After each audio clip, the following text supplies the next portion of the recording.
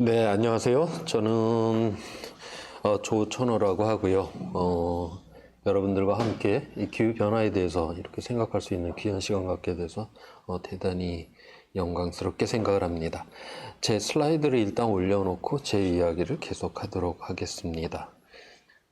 제 오늘 제목을 제가 이제 기후위기 시대 기독교 신앙이라고 하는 이런 제목으로다가 강연을 부탁을 받았어요. 근데 제가 여기 뒤에 붙은 기독교 신앙, 와, 이게 이제 저한테는 굉장히 이제 부담스러운 그러한 단어이기도 하고요. 그래서 근데 다른 데였으면 제가 감당 못하는 이런 제목과 관련돼서는 강연을 안 하는데 이병주 변호사님이 이제 좀 한번 이렇게 저한테는 또 좋은 기회이기도 한데 그래서 제가 이거를 갖다가 거부를 못하고 제가 이렇게 이야기를 할 수 있는 기회를 갖게 되었습니다. 자, 그런데 굉장히 이 기독교 신앙이라고 하는 거를 연결시키는 걸 굉장히 부담스러워 하면서도 제가 그래도 해볼만 하다라고 생각했던 이유는 뭐냐면 바로 이제 이 베드로후서 3장 9절에 아무도 멸망하지 아니하고 회개에 이르기를 원하시느니라. 그러니까 우리가 성서에 보면은 이 멸망과 관련된 이러한 굉장히 이야기들이 많습니다, 성경에. 그렇지만 그 멸망이라고 하는 게 하나님께서 이 세상을 그냥 불태워버리겠다라고 하는 자기의 의지의 표현이 아니라 지금 너희들 그대로 가다가는 결국 이 세상이 다 무너지게 된다, 멸망하게 된다. 결국 그래서 회개하라, 돌이키라라고 하는 어떤 회심을 이야기를 하게 될 때 그 멸망에 대한 예언이 있거든요. 그래서 이 멸망이라고 하는 이 자체 안에는 바로 우리에겐 새로운 그런 희망이라고 하는 메시지가 있다라고 하는 이러한 서사, 이러한 측면에서 한번 기후 변화와 관련된 이야기를 함께 나눠보고자 합니다. 이 옆에 이 멋진 이 그림 안에는 지구 평균 기온이 상승을 한다든가, 북극의 해빙이 녹는다라든가, 그 다음에 바다의 산성도가 높아지고, 그 다음에 해수면이 높아지는 이러한 것들을 이 안에 담고 있어요. 기후변화라고 하는 게 이렇게 이제 자연 재난을 이제 일으키게 되는데, 이건 단순한 자연 재난일 뿐만이 아닙니다. 이 감염병의 확산이라든가, 생물 다양성의 감소, 그 다음에 생태 서비스의 이런 붕괴, 식량과 물의 부족들, 결국 이렇게 되게 되면 경제, 정치, 사회적인 이러한 문제들을 일으키게 되고 결국 이러한 것들이 결국 이제 문명의 기반 자체를 흔들게 되는 그러한 이제 위험이 될 거다라고 그렇게 보고 있습니다.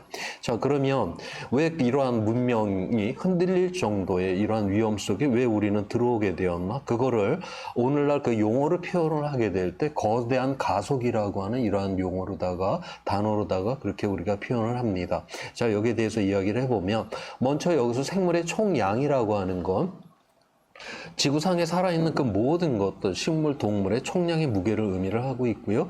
인간이 만든 물질이라고 하는 거는 콘크리트, 자갈골재, 벽돌, 아스팔트, 금속, 플라스틱 이러한 것들이죠. 만약 지구상에 우리 인간이 없었더라고 하면 이런 것들은 생겨나지 않았을 그러한 물질들인데 바로 우리들 때문에 지구상에서 생겨난 그러한 물질입니다.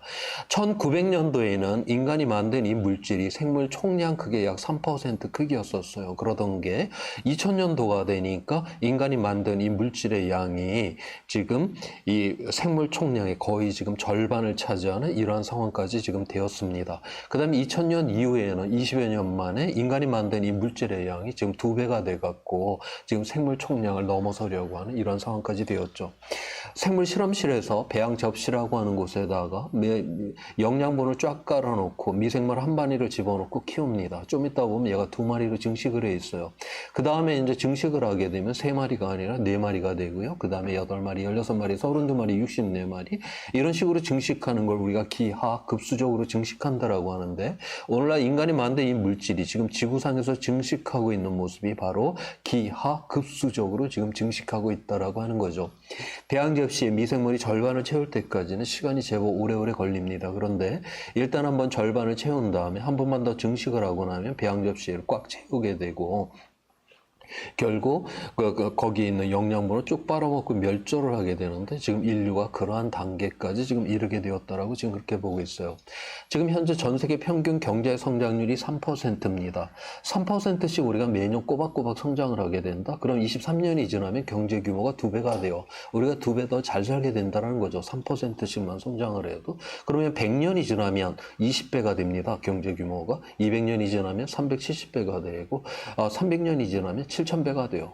몇천 배나 더 잘 사는 세상, 그거는 좋은데 그게 그냥 이루어지냔 말이죠. 우리가 잘 산다라고 하는 거, 이게 정신적으로 잘 산다는 게 아니잖아요. 그만큼 우리가 이 자원과 에너지를 갖다가 빼내 쓰고, 그만큼 쓰레기와 오염먼지와 온실가스를 갖다가 뿜어냈다라고 하는, 지금보다 몇천 배나 그걸 더 뿜어내면서 우리가 이 세상을 어떻게 견딥니까?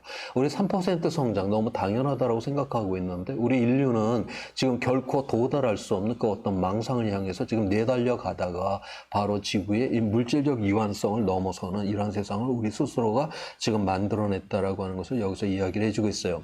자, 이 그림에서 우리가 또 하나 이제 봐야 되는 거는 뭐냐면, 그림에서 우리가 하나 좀 이제 의아스럽게 봐야 되는 게, 지금 뭐 멸종이 일어난다, 지금 난리가 나 있는데, 지금 보니까 생물의 총량은 1900년 이후에 지금 줄지 않고 그대로 지금 유지가 되고 있다라고 하는 것이죠. 도대체 이거는 우리가 어떻게 이해를 해야 되는가 한번 살펴보도록 하겠습니다. 지금 우리가 인류가 농업을 시작한 그 시점이 약 10,000년 전으로 보고 있는데, 약 10,000년 전에 이 포유동물에서, 그러니까 젖을 먹이는 동물 중에서 인간이 차지하는 비중은 1% 미만이었고 99% 이상이 바로 야생 동물이었습니다. 자, 그런데 그 비율을 오늘날 우리 인간들이 어떻게 바꿔놨는지 한번 보도록 할게요. 지금 전 세계에 80억이 살아가고 있는데, 포유동물 중에서 우리 인간이 차지하는 비중이 36%입니다. 그 다음에 우리가 고기하고 우유를 얻기 위해서 키우고 있는 가축이 지금 58%를 차지하고 있고요. 야생 동물은 지금 6%밖에 남아있지 않습니다. 지금 우리가 돌아다니다가 우리가 어떤 동물을 봤다 그러면 사람이나 또는 가축이 대부분이다라고 하는 것이죠. 우리가 그러면 이 식물은 또 어떤 상황일까? 우리가 지금 논과 밭, 그곳을 갖다가 수천 년 전으로 돌아가서 우리 한번 상상을 해보세요. 수천 년 전에는 거기에는 다양한 식물들이 자라고 있겠죠. 그렇지만 지금은 보면은 우리 인간한테만 필요한 단일 작물들로만 쫙쫙 다 심어 놨습니다. 자, 오늘날 이러한 생태계의 이러한 질서라고 하는 게 과연 이렇게 식물도 그렇고 동물도 그렇고 모두 다 인간만을 위해서 이러한 것들이 돼 있을까? 뭔가 창조의 질서가 근본적으로 지금 무너져 있다라고 하는 것을 여기서 지금 이야기를 해주고 있어요. 그래서 생물의 총량은 1900년 이후 줄지 않고 있지만, 바로 생물의 다양성이 지금 어마어마하게 지금 빠른 속도로다가 지금 줄고 있다라고 하는 것입니다. 지금 이 멸종이 굉장히 지금 심각한 수준으로 지금 멸종이 되고 있어요. 젠가 게임에서 벽돌 빼기 하듯이 생명들이 지금 쭉쭉쭉 빠져나갑니다. 우리가 뭐 산꼭대기 고산 식물을 먹는 것도 아니고 뭐 개구리를 먹는 건 아니지만, 그렇다라고 해갖고 그게 우리랑 아무 상관없으니까 죽어나간다, 우리랑 뭔 상관이야? 그렇지 않죠. 생명이라고 하는 건 다 고리와 고리로 연결이 돼 있다라고 하는 것이고요. 이러한 것들이 하나둘씩 죽어나간다라고 하는 건 바로 이 생명계에 바로 이 고리들이 점점 약해져 간다는 걸 의미를 하는 것이고, 어느 날 우리와 상관없어 보이는 저 생명 하나를 없애버리는 저 벽돌을 하나 빼는 순간 저 젠가가 우르륵 다 무너지게 되겠죠. 자, 그렇게 되면 먹이사슬의 제일 꼭대기에 있는 이 생태계 제일 꼭대기에 있는 바로 인류가 멸종을 하게 된다. 그래서 6번째 멸종이 일어나게 되면 바로 인간이 된다라는 이야기가 또한 여기에서 또한 나오게 되는 것입니다. 자, 그러면 오늘날 이러한 인류의 이러한 위기들의 이러한 본질에 대해서 한번 보게 되는데, 여기에 대해서 독일의 사회학자인 그 울리 베키 위험사회에서 이야기를 하기를, 과거의 위험이라고 하는 건 외부의 결핍으로 인해서 발생을 했다. 그러니까 홍수가 났다 봤더니 우리가 뚝이 없었고요, 가뭄이 들었다, 댐이 없고 저수지가 없고 뭐 전염병이 돈다, 보건시설이 시원찮아서 다 결핍 때문에 일어난 이러한 위기들이었어요. 그런데 우리 인류는 바로 지난 수십 년 동안에 이 과학기술을 통해서 이 결핍으로 인한 이런 위험들을 굉장히 빠르게 막아왔고, 특히 대한민국은 굉장히 빠르게 이 부분을 막았던 그러한 나라이기도 합니다. 자, 그런데 오늘날의 이 위기는 바로 근본적으로 과거의 위험과는 전혀 다르다라고 하는 것이죠. 결국 내부의 위험이다라고 하는 것, 결국 우리의 과잉으로 인해 갖고 오늘날 이러한 핵 문제라든가 뭐 환경의 문제, 기후의 문제, 이러한 것들은 뭔가 우리가 결핍돼서가 아니라 바로 과잉 때문에, 바로 오늘날의 이 위험은 우리의 실패가 아니라 성공으로 인해서 일어난 위험이라고 하는 것입니다. 바로 그래서 우리가 궁극적으로 이 지구라고 하는 건 물질적 유한성인 것인데, 우리는 항상 이 물질적으로 유한한 곳에서 무한한 인간의 세상을 만들 만들 수 있다. 그렇게 생각하면서 내달리다가 결국 우리 스스로 위험에 빠지는 과잉의 위험이 되었다라고 하는 것입니다. 그래서 과학자들이 야, 그러면 도대체 이 지구의 물질적인 유한성은 무엇일까라고 하는 걸 찾기 시작을 했어요. 다시 말해서 우리가 병원에 가게 되면 체온을 재고 혈당을 재고 혈압을 재잖아요. 그것처럼 이 지구에서도 어떤 요소들을 갖다 파악을 해야 되는지 그거를 이제 잡는 작업들을 했고요. 그 다음에 우리가 체온이 높거나 혈당이 높거나 혈압이 높으면 약을 먹어서 그 아래쪽으로 내려오게 되죠. 다시 말해서 그 위험의 선상에 그 정량적 그 값들을 갖다가 정하는 그런 작업들을 바로 이제 과학자들이 하게 되었습니다. 2010년대 이후부터 이제 나오게 된 이제 개념인데요. 그것이 바로 이제 지구 위험 한계라고 하는 것입니다. 지구 위험 이제 경계라고 하는 것인데 지금까지 과학자들이 크게는 지금 9가지를 지금 찾아놨어요. 여기서 우리가 녹색의 범위 안에 있을 때 우리가 이거를 회복력, 탄력성의 범위다라고 그렇게 이야기를 합니다. 스프링을 이제 조금 당겼다 놓으면 다시 제자리로 돌아오잖아요. 바로 이런 회복과 탄력성이 있어야 된다라고 하는 거죠. 달리기 시합을 하게 되면 체온이 올라갑니다. 그렇지만 우리가 그늘 밑에서 쉬고 앉아 있으면 체온이 다시 정상으로 내려오잖아요. 만약에 체온이 떨어지지 않고 있다? 그러면 병원에 이제 실려가야 되겠죠. 우리가 살다 보면 화가 날 때가 있습니다. 화를 확 내게 되면 혈압이 올라가죠. 그런데 우리가 뭐 마음을 갖다 차분히 가다듬게 되면 다시 혈압이 다시 내려오게 되죠. 만약 이 혈압이 떨어지지 않고 있다? 계속 올라간다? 그럼 혈관이 터져서 결국 죽음에 이르게 됩니다. 그래서 바로 이 생명이라고 하는 것은 바로 이 회복과 탄력성, 제자리로 돌아오는 이 능력이 인데 바로 지구에도 바로 그러한 회복과 탄력성이 중요하다라고 하는 것이에요. 자, 이 녹색의 범위 안에 있어야 되는데 이미 여러 요소들이 이 탄력성의 이제 회복력의 이 범위들을 조금씩 이제 넘어가기 시작을 했어요. 우리가 혈당이나 혈압이 정상보다 조금씩 높아지면 높아질수록 건강 상태가 안 좋다라고 그렇게 표현을 하게 되는 것이고요. 그게 우리가 계속적으로 그렇게 있을 수만은 없죠. 이게 스프링을 갖다 이제 확 당겨 버리면은 회복과 탄력성을 이제 잃어버리게 되면 이제 결국 이 죽음에 이제 이를 수밖에 없는 이런 상황에 이르게 되는 것입니다. 이미 그래서 여러 요소들이 지금 다 위험으로 넘어가 있는 이런 상황이 있고요. 우리는 그러면 이 회복과 탄력성으로부터 왜 벗어나게 됐나? 대체로 우리가 이제 산업화를 통해서 이러한 일들이 일어났었다라고 보고 있고요. 여기서 붉은색으로 표시가 되어 있습니다. 그 다음에 여기 녹색으로 표시된 것들은 뭐 때문에 일어난 것들이냐? 바로 이거는 이 80억을 먹여 살리는 농업 때문에 일어난 위기입니다. 지금 농업이 거기서 식물이 자란다고 생태 친화적이지가 않아요. 지금 보다시피 이 앞에서 이 생물의 다양성의 붕괴라고 하는 거, 이 80억 먹여 살리다가 생물의 다양성의 붕괴가 지금 일어나고 있다라고 이야기를 했고요. 그 다음에 이 기후 변화에 있어서도 이 온실가스 배출량의 약 26%가 바로 농업과 지금 이제 임업 이쪽에서 일어납니다. 여기에는 물론 자연 발화된 그 산불의 이 부분도 한 절반 정도를 차지하고 있고요. 그 다음에 우리 인간이 사용하는 지금 얼음으로 덮인 땅을 제외를 하고 나서 인간이 사용하는 땅의 절반을 바로 이제 이 농지로다가 우리가 사용을 하고 있고, 그 다음에 민물 사용의 70%를 바로 이제 농업에 사용을 합니다. 그 다음에 여기서 생지화학의 흐름이라고 하는 거는 우리가 1961년 이후에 최근 60년도 이후에 굉장히 이제 빠르게 이 단위 면적당 이 농업 생산량을 엄청나게 높여왔습니다. 그렇게 높일 수 있었던 거는 바로 이제 녹색 혁명, 바로 이제 질소비료, 인비료를 갖다 때려 놓기 때문인데, 그거를 농작물이 100% 흡수를 했다라고 하면 별 문제가 없을 텐데 절반도 흡수를 못 합니다. 다시 말해서 그냥 토양 위에 뿌려져 있다라고 하는 거죠. 비가 내리게 되면 이제 녹아갖고 그게 하천으로 들어가고 강으로 들어가고 우리의 연안까지 나오게 됩니다. 그래서 기후 조건만 딱 맞아버리면 강에는 녹죠. 바다에 적조가 생겨서 물 생태계가 붕괴가 일어나는 그 78%의 이유도 바로 오늘날 농업 때문에 일어나고 있다. 그래서 오늘날 이 80억을 먹여 살리는 이 농업도 엄청난 지구의 부담을 주고 있다라고 하는 것을 여기서 이야기를 해주고 있어요. 그래서 오늘날 그 기후 위기를 이제 막아야 된다라고 했었을 때 이 먹거리의 혁명이 필요하다는 이유들이 바로 여기에서 나오게 되는 것이고요. 이 중에서 그래서 이 생물 다양성의 감소와 기후 변화가 가장 큰 위험이다라고 그렇게 보고 있고, 이 두 가지 주제에 대해서는 바로 유엔에서도 핵심적으로 매년 다루고 있습니다. 그 중에서도 이 기후 변화는 다른 모든 요인들에 직간접적으로 영향을 미치고 있기 때문에 가장 큰 위험이다라고 그렇게 지금 돼 있습니다. 자, 이 기후 변화에 대해서 이제 이야기를 해보도록 할게요. 이 그림은 지난 2000년 동안 지구의 평균 기온의 변화를 나타내고 있는데요. 여기 검은 실선으로 되어 있는 건 이산화탄소 농도의 변화입니다. 1750년 산업혁명이 일어나기 전까지는 이산화탄소 농도가 거의 변화가 없었어요. 자, 그런데 산업혁명 이후 우리가 화석연료를 태웠고, 그래서 이제 온실가스를 갖다가 그 대기 중에 농도를 이제 높이기 시작을 하니까 그와 함께 지구의 평균 기온도 상승을 했습니다.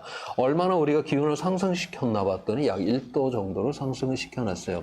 1도라고 하면 우리가 별로 위험으로 느낄 수 있는 온도는 아니죠. 하루에도 10도 이상이 변하고 계절적으로다가 수십 도가 변하는데 저 1도가 뭐라고. 그렇지만 이 1도라고 하는 것이 이렇게 하루의 변화, 이 계절의 변화가 아니에요. 이거는 지구 전체 평균된, 그것도 1년 동안 평균된 그런 온도를 의미를 하게 되는데, 과거에 뭐 빙하기, 간빙기라고 하는 게 있었다라고 하죠. 그거는 우리 사람이 일으킨 게 아니라 자연 스스로 기온이 오르락 내리락 합니다. 자연에서는 기온이 상승할 때 가장 빠른 속도가 1000년에 1도 정도 상승하는 것이 가장 빠른 속도인데요. 우리 사람들은 화석연료를 태워서 지금 100년 만에 지금 1도로 상승시킨 그런 상황이 있어요. 다시 말해서 자연에서 가장 빠른 속도보다 지금 10배나 빠르게 기온을 상승시키고 있다라고 하는 거죠. 자, 이렇게 되면 기후가 균형을 딱 잡고 있었는데 이게 갑자기 자연에서보다 10배나 빠르게 변화가 일어나니까 이 균형이 무너지게 될 것이고, 이 균형이 무너지게 되면 기후가 불안정하게 되고, 기후가 불안정하게 되니까 결국 극단적인 날씨가 자주 일어나게 됩니다. 자, 이 극단적인 날씨 어떻게 일어나고 있는가 한번 보도록 할 텐데요. 이 세상에서 이 극단적인 날씨를 전 세계적으로 가장 열심히 조사하는 곳이 어디냐? 바로 맨헨 제보험회사에서 이 극단적인 날씨를 가장 잘 조사를 하고 있고요. 그래서 과학자들도 전 세계 재난을 이제 따질 때는 이 보험회사 자료를 사용을 하게 됩니다. 자, 이 그림에서 보면 1980년도에는 전 세계적으로 극단적인 날씨, 뭐 태풍, 홍수, 뭐 가뭄, 뭐 이러한 것들이 약 200개 정도가 발생을 했는데, 최근 들어와서 보니까 지금 900개를 돌파를 했어요. 우리 인간은 고작 1도밖에 상승시키지를 않았는데 지난 40년 동안에 극단적인 날씨는 이미 4배 이상이 되었다라고 하는 것이고요. 2005년 이후에 이런 극단적인 날씨의 이 증가가 굉장히 빠르게 지금 일어나고 있다라고 하는 것을 여기서 보여주고 있습니다. 자, 그러면 미래는 이제 어떻게 될 것인가를 이제 보게 될 텐데, 이 자료는 이 자료는 그 IPC, 유엔의 정부간 기후변화 협의체라고 하는 이곳에서 나오는 그 자료입니다. 우리가 그 전 세계적으로 이 기후위기를 이제 대응하기 위해서 이제 국제적인 그런 협상들이 이제 이루어지게 되고, 각 나라에서도 기후 정책을 이제 만들어야 되는데, 뭔가 기준이 있어야 될 거 아니에요. 바로 그 기준이 바로 이제 유엔의 IPC 보고서를 이제 기준으로 하고 있고요. 이 보고서는 한 6년 내지 이제 8년마다 한 번씩 전 세계 이제 과학자들을 동원을 해서 이 보고서를 작성을 하고 있습니다. 최근에 이제 나온 보고서가 6차 보고서인데, 여기에는 과학자가 약 3,000명이 이제 동원이 됐고요. 이 3,000명이 각 파트를 나눠서 이제 쓰게끔 돼 있는 건 아니고요. 각 이제 분야별로 다 이제 나누게 되는 것이고, 각 분야에서 이 사람들이 모여서 뭐를 하느냐, 자기 분야에서 가장 핵심적인 논문들을 갖다 추려내는 그러한 작업들을 합니다. 그래서 거기에 있는 그 내용만을 갖고서 이 보고서를 작성하게끔 그렇게 돼 있어요. 그래서 인간의 집단 지성이 가장 합리적으로 정리된 보고서가 바로 이 IPCC 보고서라고 하고요. 바로 이 보고서를 기준으로 해서 국제적인 이러한 협상들과 각 나라의 기후 정책이 정해지게 되는 것입니다. 자, 그런데 이거는 10,000페이지, 이번 한 번 나오게 되면 여러 권으로 나오게 되고요. 그 다음에 10,000페이지 이상의 엄청난 양의 그런 내용이에요. 자, 그런데 이렇게 이제 그 엄청난 내용의 과학 보고서를 외교관들이 뭐 읽고서 협상을 한다? 각 나라의 정책 결정자들이 이걸 읽고서 정책을 만든다? 그렇게 할 수는 없죠. 자, 그래서 바로 이 IPCC에서는 마지막 단계에서는 50페이지 미만으로다가 정리된 이러한 이제 맥락이 좀 있는 이러한 보고서를 이제 만들게 됩니다. 그것이 바로 정책 결정자를 위한 보고서라고 하는 것이에요. 그래서 작년 3월에 IPCC 6차 정책 결정자를 위한 보고서가 나오면서 6차 보고서가 완간이 된 것입니다. 자, 여기 이 정책 결정자를 6차 정책 결정자를 보고서 바로 바로 이제 가장 첫 번째 이제 그림인데요. 자, 그래서 이 그림은 바로 과학자들이 보려고 만든 그림이 아니라 기후 협상을 해야 되고 기후 정책을 만들어야 되고 기후에 관심 있는 사람들이 첫 번째로 이해를 해야 되는 그런 그림이기도 합니다. 1900년에서 2100년까지 지구의 평균 기온의 변화를 나타내고 있고요. 세로줄 한 줄 한 줄이 한 해 한 해의 평균 기온을 나타내고 있어요. 여기 하늘색으로 나타낸 거는 평년보다 온도가 낮다. 붉은색이 이제 진하면 진할수록 온도가 높아진다는 걸 의미를 합니다. 이번 IPCC 6차 보고서에서는 관측자를 2020년도까지 분석을 했고요. 지금까지 우리 인류는 화석연료를 태워서 정확하게는 1.1도로 지금 상승시킨 그런 상황에 있습니다. 그 다음 미래를 보니까 미래 기후가 하나가 아니라 여러 개로 지금 나오고 있어요. 왜 이렇게 여러 개로 나올까? 앞서서 이야기를 했죠. 우리 인간은 이미 자연에서 가장 빠른 기온 상승 속도보다 10배나 빠르게 기온을 상승시키고 있다. 다시 말해서 이제 미래 기온은 자연이 결정을 못합니다. 우리 인간들이 온실가스를 얼마나 배출하느냐에 따라서 미래 기후가 결정난다라고 하는 거죠. 자, 그런데 우리 인간들이 2100년까지 어떤 세상을 만들었는지 지금 이게 너무나도 지금 불확실해요. 그래서 아마도 이런 세상, 이런 세상, 뭐 저런 세상, 우리가 그거를 시나리오라고 그렇게 부르고 있어요.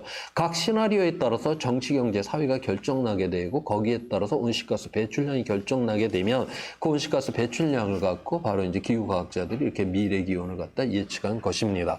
여기서 SFP1 시나리오라고 하는 것이 바로 지속 가능한 이제 미래를 나타내고 있는 시나리오인데요.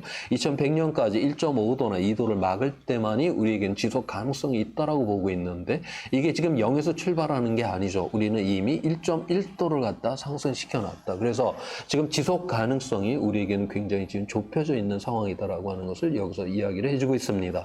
자, 이렇게 기온이 상승하고 있는 모습에 대해서 안토니오 구테우스 유엔 사무총장은 우리는 기후지옥을 향한 고속도로에서 가속 페달을 밟고 있다. 이런 표현을 했어요. 우리가 도로에서 시속 한 50km로 달리다가 6, 70으로 달린다. 그렇게 위험이 왕창 커졌다는 걸 그렇게 느끼기는 어렵죠. 0.5도 상승하고 0.6도 상승하고 0.7도 그렇게 해서 지금 1.1도가 상승을 했어요. 우리가 0.1도, 0.1도 상승할 때마다 그렇게 위험이 커졌다는 걸 금방금방 인식을 못했습니다. 지금 1.1도가 올라온 지금에 와서야 옛날하고 뭔가 지금 많이 날씨가 달라진 것 같아. 그 정도로 지금 인식을 하고 있다라고 하는 거죠. 자, 우리 지금 1.1도예요. 고속도로에서 110km로 지금 달리고 있습니다.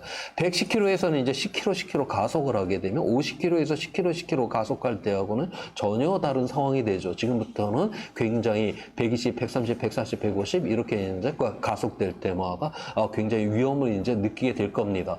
지금까지는 우리가 기후가 변화가 일어나는지 안 일어나는 건지 옛날과 좀 다른 것 같아. 이 정도의 이제 변화였다라고 하면 지금부터는 0.1도, 0.1도 이제 올라갈 때마다 이 기후위기가 점점 더 강하게 자주 더 길게 우리 눈앞에 뚜렷하게 드러나게 될 거다라고 하는 것입니다.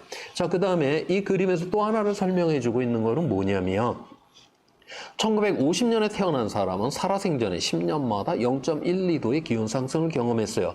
1980년에 태어난 사람은 살아생전에 10년마다 0.19도의 기온 상승을 경험했습니다. 다시 말해서 나이가 어리면 우리가 기후위기를 막지를 않는다라고 하면 나이가 어리면 어릴수록 이 기후위기가 점점 더 가중될 거다라고 하는 거죠.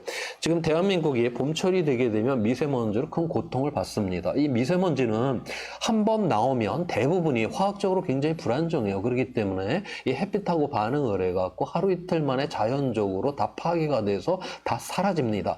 가장 오랫동안 공기 중에서 버텨내는 미세먼지가 한 일주일 정도 버텨낼 수가 있어요. 그래서 우리가 아무 조치를 취하지를 않아도 그냥 냅두면 일주일 후가 되면 그냥 다 사라져 버립니다. 자, 그래서 이 미세먼지라고 하는 거는 그냥 우리 세대가 배출하고 우리 세대가 둘러 마시고 우리 세대가 건강에 얹어지는 그냥 우리 세대의 문제일 뿐이에요. 미세먼지는 우리 다음 세대가 아무 상관이 없습니다. 자, 그런데 이 온실가스는 특성이 완전히 다릅니다. 얘는 미세먼지처럼 없어지는 게 아니에요. 얘는 한번 공기 중에 나왔다 하면 수백 년, 수천 년 동안 없어지지 않고 그대로 남게 되죠.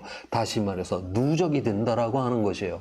오늘날 우리 기성세대는 화석연료를 태워서 대단한 편익을 누렸습니다. 그 결과로 온실가스가 나왔는데 이게 미세먼지처럼 일주일 만에 없어진다? 그럼 아무 아무 문제 아닙니다. 그런데 얘는 없어지지 않고 차곡차곡 쌓여갖고 우리의 어린 세대, 미래 세대한테 넘겨주게 된다라고 하는 거죠. 자, 그러면 우리의 어린 세대, 미래 세대는 오늘날 우리가 누렸던 이러한 편익은 하나도 없이 우리가 누렸던 이 편익의 그 결과인 온실가스로 인한 이 위험을 갖다가 다 끌어안고 살아야 된다라고 하는 것이에요. 그래서 오늘날 우리 기성세대가 이 기후위기를 막지 않는다라고 하면 바로 우리의 미래 세대에 대한 그런 부담을 넘겨준다. 그래서 바로 기후위기를 막지 않는 거는 이 세대 간에 정의롭지 않다라고 하는 거를 갖다가 지금 첫 번째로 IPCC 정책 결정자를 위한 이 보고서에서 이 문제를 지금 지적을 하고 있는 것입니다.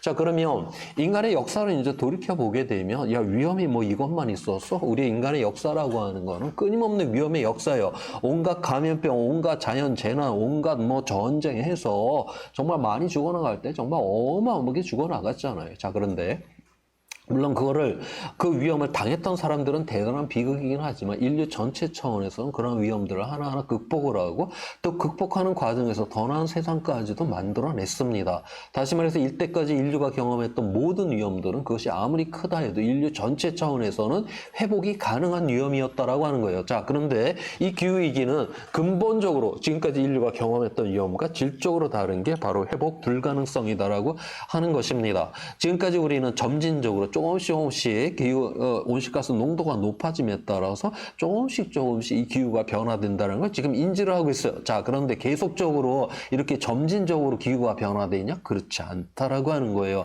이 정점을 넘게 되면 급변적으로다가 돌이킬 수 없는 이 상태로다가 돌입을 하게 된다. 바로 이 정점, 이 지점을 우리가 티핑 포인트라고 그렇게 부르고 있습니다. 자, 그래서 지금 보면 이렇게 이러한 계곡 안에서 이제 이 자연의 변동성이 있죠. 온대지방, 열대지방, 그 특성의 그런 계곡들이 있는데 오늘날 우리 인간의 기후 변화는 바로 이 계곡을 갖다 지금 무너뜨리게 된다라고 하는 것이에요. 그러면 점차 이제 이 자연의 변동성에서 조금씩 변화가 일어나다가 그 어떤 순간에는 전혀 다른 순간으로 변화가 일어나는 것, 이거를 우리가 티핑 포인트라고 그렇게 보고 있습니다. 자, 그런데 오늘날 바로 이러한 전조의 현상들이 여기저기에서 지금 일어나고 있는데 가장 최근에 데이터로 잡히고 있는 하나의 현상을 한번 보도록 하겠습니다. 이 그림은 1981년 이후에 최근까지 해서 전 세계 해수면 온도의 지금 변화를 보여주고 있는데요. 1981년에서 최근까지 해서 총 0.6도 정도가 지금 상승을 했습니다. 해수면 온도가. 자, 그런데 작년에 한 해 만에 0.3도가 튀어 올랐어요. 여름에 튀어 올랐는데 지금 1년이 지금 지나도록 이 0.3도가 지금 떨어지지 않고 그대로 지금 유지가 되고 있다라고 하는 것이에요. 보통 이렇게 순간적으로 한번 팍 튀었다 해도 바로 이게 아까 그 탄력성, 회복력으로 해서 제자리로 돌아와 줘야 되는데 지금 안 돌아오고 있다라고 하는 거죠. 지금 그래서 지금 뭐 북극의 해빙이 녹고 뭐 빙하가 깨지고 하는 게 지금 예년하고 완전히 지금 다른 상태의 그런 변화들이 있다라고 하는 것이고요. 바로 이러한 신호들이 여기저기에서 지금 일어나고 있습니다. 그런데 이러한 티핑 포인트라고 하는 것이 한 가지가 있는 게 아니에요. 이렇게 굉장히 많은 티핑 포인트의 요소들이 있고 대체적으로 이 시작점은 이 북극의 이러한 빙하들이 녹는 것, 여기로부터 이제 시작이 될 거다라고 그렇게 보고 있고 이것이 단독적으로 일어나는 티핑 포인트가 아니라 이렇게 서로 이렇게 도미노 현상처럼 이제 일어나면서 이 기후가 붕괴가 일어나는 바로 회복의 불가능성으로 들어가게 될 거다라고 지금 그렇게 보고 있는 것입니다. 바로 그래 아직까지 티핑 포인트가 뭐 본격적으로 일어난다라고 이야기를 하기는 어려워도 바로 이러한 신호들이 지금 여기저기에서 지금 일어나고 있는 거는 현실적인 사실입니다. 자, 그러면 이러한 세상을 갖다가 우리가 이제 그대로 둬서는 이제 안 되겠죠. 자, 이거를 어떻게 대응을 해야 되는지 그 이야기를 한번 해보도록 하겠습니다. 먼저 우리가 사회 경제가 지난 수십 년 동안 굉장히 빠르게 성장을 했죠. 아까 그거를 우리가 거대한 가속이라고 이야기를 했고요. 자, 그런데 우리가 이 사회 경제가 우리의 문명이라고 하는 게 바로 화석연료를 기반한 이러한 문명이었어요. 그래서 우리가 더 잘 살게 되었다라고 하는 거는 그만큼 더 화석연료를 태웠다라는 거 하는 것을 의미를 하는 것이죠. 화석연료를 태우게 되면 그만큼 더 온실가스 배출량이 많아지게 돼서 그래서 기후 변화가 일어나고 그래서 위험이 이제 일어나게 되고 이 위험이 그런데 우리가 힘들게 만들어 이 사회 경제를 결국 무너뜨리게 될 거다라고 하는 거예요. 그러니까 다시 말해서 지금까지 우리가 살아왔던 이 세상을 더욱더 열심히 계속 살아간다라고 하면 결국 이 문명은 붕괴로 끝장나버리게 될 거다라고 하는 겁니다. 뭔가 여기서 우리는 이제 이 지금까지 우리가 살았던 이 방식의 고리를 끊어야만 하는 바로 이 순간이 왔다라고 하는 것이죠. 그래서 이 기후변화의 원인이 되었던 온실가스 배출량 자체를 갖다 줄여야 되는 저감, 완화, 감축이라고 하는 걸 해야 되는 것이고, 기후변화의 결과로 이미 식량 문제, 물 문제, 무슨 감염병, 생태계 문제, 여러 가지 문제들이 이미 일어나고 있어요. 일어나 버린 거 어떻게 합니까? 빨리 거기에는 적응을 해야 되겠죠. 자, 그래서 위험의 원인은 저감을 해야 되고, 위험의 결과에 대해서는 적응을 통해서 해결을 해야 된다라고 하는 것입니다. 거기에 대해서 좀 더 한번 살펴보도록 할게요. 먼저 위험 자체를 갖다 줄여놔야 돼요. 줄여놔야지. 우리가 너무나 위험이 크게 되면 우리가 그걸 견뎌내지 못하고 그냥 스스로 붕괴가 일어납니다. 그래서 이제 위험을 줄여야 되는데, 아니 그러면 줄이는 김에 아예 위험을 없애버리면 될 거 아니야? 그렇지만 우리 사회는 위험을 0으로 만들 수는 없어요. 위험을 갖다 0으로 만들려면 그 비용은 무한대로 커집니다. 그래서 위험을 감수할 수밖에 없다라고 하는 것이죠. 우리의 삶이라고 하는 것이 어떻게 비단길 고운 것만 따박따박 밟는 게 우리의 삶이 될 수가 있습니까? 살다 보면 고통에도 빠지는 것이죠. 사회는 위험에 빠지고 우리의 삶은 고통에 빠지는 거. 이건 우리의 숙명이에요. 다만 아까 우리가 이야기를 했죠. 생명력이라고 하는 건 탄력과 회복력이 있어야 된다라고 하는 거. 바로 우리가 위험과 이 고통 속에서 다시 살아나는 그런 회복과 탄력성이 있으면 우리는 바로 이 생명력 있게 살아갈 수 있다라고 하는 것이에요. 그래서 위험 자체를 줄여서 우리가 무너지지 않도록 해야 되고, 발생한 이 위험은 바로 우리의 통제 아래 두도록 하는 것이 중요하다라고 하는 것이에요. 코로나19 환자가 발생을 했어요. 그렇지만은 이 병상수가 많아서 이 코로나 환자를 다 병원에서 잘 우리가 관리를 할 수 있고 돌볼 수가 있다? 그러면 이거 위험은 발생을 할 수가 있지만 이건 우리가 통제할 수 있는 위험이 되잖아요. 자, 그런데 이 코로나 환자 수가 보다도 병상 수가 훨씬 적다. 그럼 서로 병원에 들어가려고 이 세상은 아수라장이 되겠죠. 그렇게 되면 바로 이제 통제가 안 되는 이런 위험 속에 빠지게 되는 거. 그래서 바로 위험 그 자체는 일어날 수밖에 없는 것인데 이거를 우리 통제 아래 두도록 하는 것을 바로 적응이다라고 그렇게 이야기를 하는 것입니다. 자, 그러면 먼저 저감, 이제 온실가스 배출량을 이제 줄여야 될 텐데요. 지금 현재 전 세계 기준은 뭐로 돼 있느냐면, 우리가 아까 IPCC 이제 보고서를 6년에서 이제 8년마다 한 번씩 이제 작성을 한다라고 했는데, 그 중간에 특별한 이슈가 있는 경우에 특별 보고서를 작성을 합니다. 2018년도에는 뭐가 이슈였냐면 지구온난화 1.5도가 정말 이게 위험할까? 거기에 대한 그 이슈가 있었어요. 그래서 2018년도에 인천 송도에서 IPCC 특별총회가 열리게 됩니다. 이 총회에서 바로 지구온난화 1.5도 이상 상승을 하게 되면 이것도 대단히 위험하다는 이런 합의가 이루어지게 되고, 이 1.5도를 막으려면 2050년 탄소 중립에 도달을 해야 된다는 것이 바로 인천 송도 IPCC 특별총회에서 합의를 하게 되는 것입니다. 오늘날 전 세계의 이 기후위기 대응의 목표는 바로 2050년 탄소 중립 1.5도로 지금 막는 거에 있다라고 하는 것이고요. 자, 우리가 1.5도로 이제 막는다라고 했었을 때 이제 온실가스 그 배출량을 지금 보여주는 그 그림입니다. 만약에 우리가 2000년도부터 열심히 1.5도로 막으려고 노력을 했다라고 하면 이 녹색의 라인을 따라서 줄였으면 됐었어요. 자, 그런데 지금 보시는 바처럼 2000년 이후에도 끊임없이 전 세계는 이산화탄소 배출량을 늘렸습니다. 2015년에 유엔의 파리기후 협정을 맺고 나서야 더 이상 이제 확 늘리지는 않았지만 2015년 이후에는 최고의 그 정점 그 상태를 계속 유지를 해요. 또 아직까지 뚝 떨어뜨리지는 않고 있습니다. 그 정점의 배출량을 계속 유지를 하고 있고요. 현 수준에서 우리가 1.5도로 막으려면 이 붉은색 라인을 따라서 지금 줄여야만 한다라고 하는 것이에요. 지금 2000년도부터 우리가 줄였다라고 하면 이게 미끄럼 타듯이 줄였으면 되는데 지금 거의 롤러코스터 타듯이 줄여야지만이 1.5도로 지금 막을 수가 있다라고 하는 것이고, 이 1.5도도 앞으로 10년 이내에 이렇게 우리가 롤러코스터 타듯이 이렇게 줄이지를 인류가 이제 하지를 않는다? 그럼 1.5도 막는 거는 완전히 물 건너가게 될 거다라고 하는 거예요. 앞으로 10년 이내에 이러한 특단의 조치가 이제 취해져야 된다. 이건 뭘 의미를 하냐? 이거는 우리의 어린 세대, 우리의 젊은 세대가 이건 막을 수 없다라고 하는 겁니다. 오늘날의 기득권, 정치, 경제를 장악한 사람들이 책임지고 이거 1.5도 막지 않으면 이거는 우리에게는 이제 물 건너가는 그러한 이야기가 될 거다라고 하는 것을 여기서 이야기를 해주고 있고요.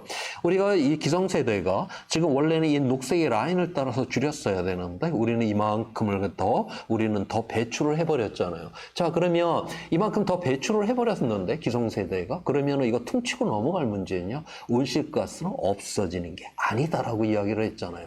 우리 기성세대가 이만큼을 갖다가 줄여놨어야 되는데 이만큼을 더 배출을 했다. 우리가 1.5도를 막으려면 결국 미래 세대가 이만큼을 갖다가 더 줄여야지만이 막을 수가 있다. 그래서 오늘날 우리 기성세대가 책임지지 않으면 그냥 책임지지 않는 거로 퉁치고 넘어가는 미세먼지는 그렇게 될 수가 있습니다. 그런데 이 온실가스는 바로 우리 세대가 책임지지 않은 그만큼 그대로 우리 미래 세대에 바로 짐이 될 거다라고 하는 것을 여기서 이야기를 해주고 있습니다. 자, 그래서 지금 현재 이렇게 이제 롤러코스터 타듯이 빠르게 이제 줄여야만 하는데 현재 대한민국은 어떻게 돼 있느냐? 지금 보니까 이제 현 정권이 있는 동안은 거의 줄이지를 않고 있다가 이제 이 정권 끝나면서부터 열심히 줄이겠다라고 이렇게 지금 만들어 놨어요. 그러면서 이제 하는 말이 뭐냐면 지금부터 연구개발 열심히 해갖고서 이거를 해야 되겠다. 녹색성장위원회 위원장이 누구였냐? 이명박 시절에 이 녹색성장을 갖다 기한을 했던 사람이 지금 이러한 것들을 지금 만들어 놨다라고 하는 거예요. 도대체 이명박 정권이면 지금으로부터 한 10여 년 전의 정권인데 그동안 뭐를 하고 있다가 지금부터 또 연구 개발을 해야 된다라고 하는 이런 헛소리들을 하고 있습니다. 그 다음에 전 세계 지금 기준이라고 하는 게 이렇게 굉장히 초반에 이렇게 빠르게 이제 줄이는 거로 돼 있어요. 왜 빠르게 이렇게 줄여야 되느냐? 처음에는 우리가 과잉으로 쓰고 있는 게 많기 때문에 줄이는 것이 굉장히 수월하고요. 뒷부분에 가서는 우리가 아무리 화석연료를 안 쓴다라고 해도 우리가 산업적인 이런 측면이라든가 이런 데서 꼭 이게 화석연료를 쓸 수밖에 없는 것들이 있어요. 이건 앞으로 2050년까지 연구 개발을 해가면서 조금씩 이거는 우리가 줄여나가야만 하는 그런 문제들이 있습니다. 자, 그래서 현재 국제적인 기준은 뭐냐면 2050년 탄소 중립이지만 중간 목표가 하나가 있어요. 2030년까지 현재 배출량을 갖다가 절반을 갖다가 줄여야만 한다라고 하는 그러한 목표를 갖다가 지금 유엔에서 지금 제시를 하고 있습니다. 자, 그러면 현재 배출되는 거 2030년 몇 년 남지도 않았는데 이게 과연 가능할 일일까? 유엔은 도무지 우리가 달성할 수 없는 거를 그냥 뭐 줄 하나 걸어놓고서 달성하라고 그렇게 이야기는 하는가 아닐까? 우리가 이제 그렇게 생각을 할런지 모르겠는데 유엔의 이 IPCC가 그렇게 만만한 것은 아닙니다. 과연 현재 우리 인류의 능력으로 2030년까지 얼마나 이산화탄소를 줄일 수가 있는지 이미 다 계산을 다 해놨어요.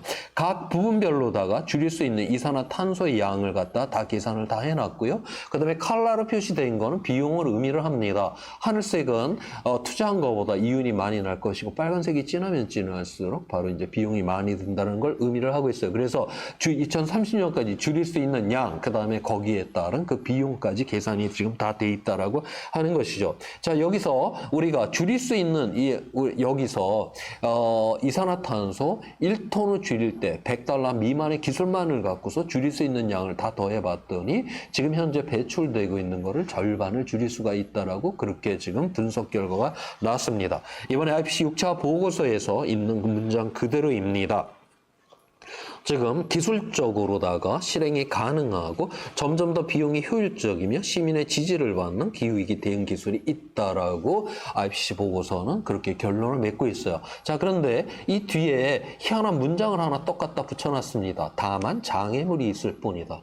오늘날 이거는 그냥 냅둔다라고 지금 달성될 수 있는 게 아니잖아요. 다 이 기존의 시스템들을 바꿔야지만 전환을 해야지만이 달성될 수 있는 것들이죠. 오늘날 기득권은 지금 현재 시스템으로 엄청난 이익을 얻고 있는데 바로 이런 것들을 바꿔야 되는 이러한 부담들을 지지 않으려고 하기 때문에 우리가 탄소 중립 1.5도를 못 막을 수 있을런지는 몰라도 결코 돈이 없거나 기술이 없어서 우리가 탄소 중립에 도달 못하는 것은 아니다라고 하는 게 바로 IPCC의 분석 결과다라고 하는 것입니다. 자, 그러면 오늘날 그러면 꼭 우리가 여기서 이 전환을 하게 될 때 꼭 이렇게 이제 비용만이 많이 이제 드는 것이냐. 지금 여기 보면은 파란색의 영역도 투자한 것보다 훨씬 더 이제 이윤이 나게 될 것이다.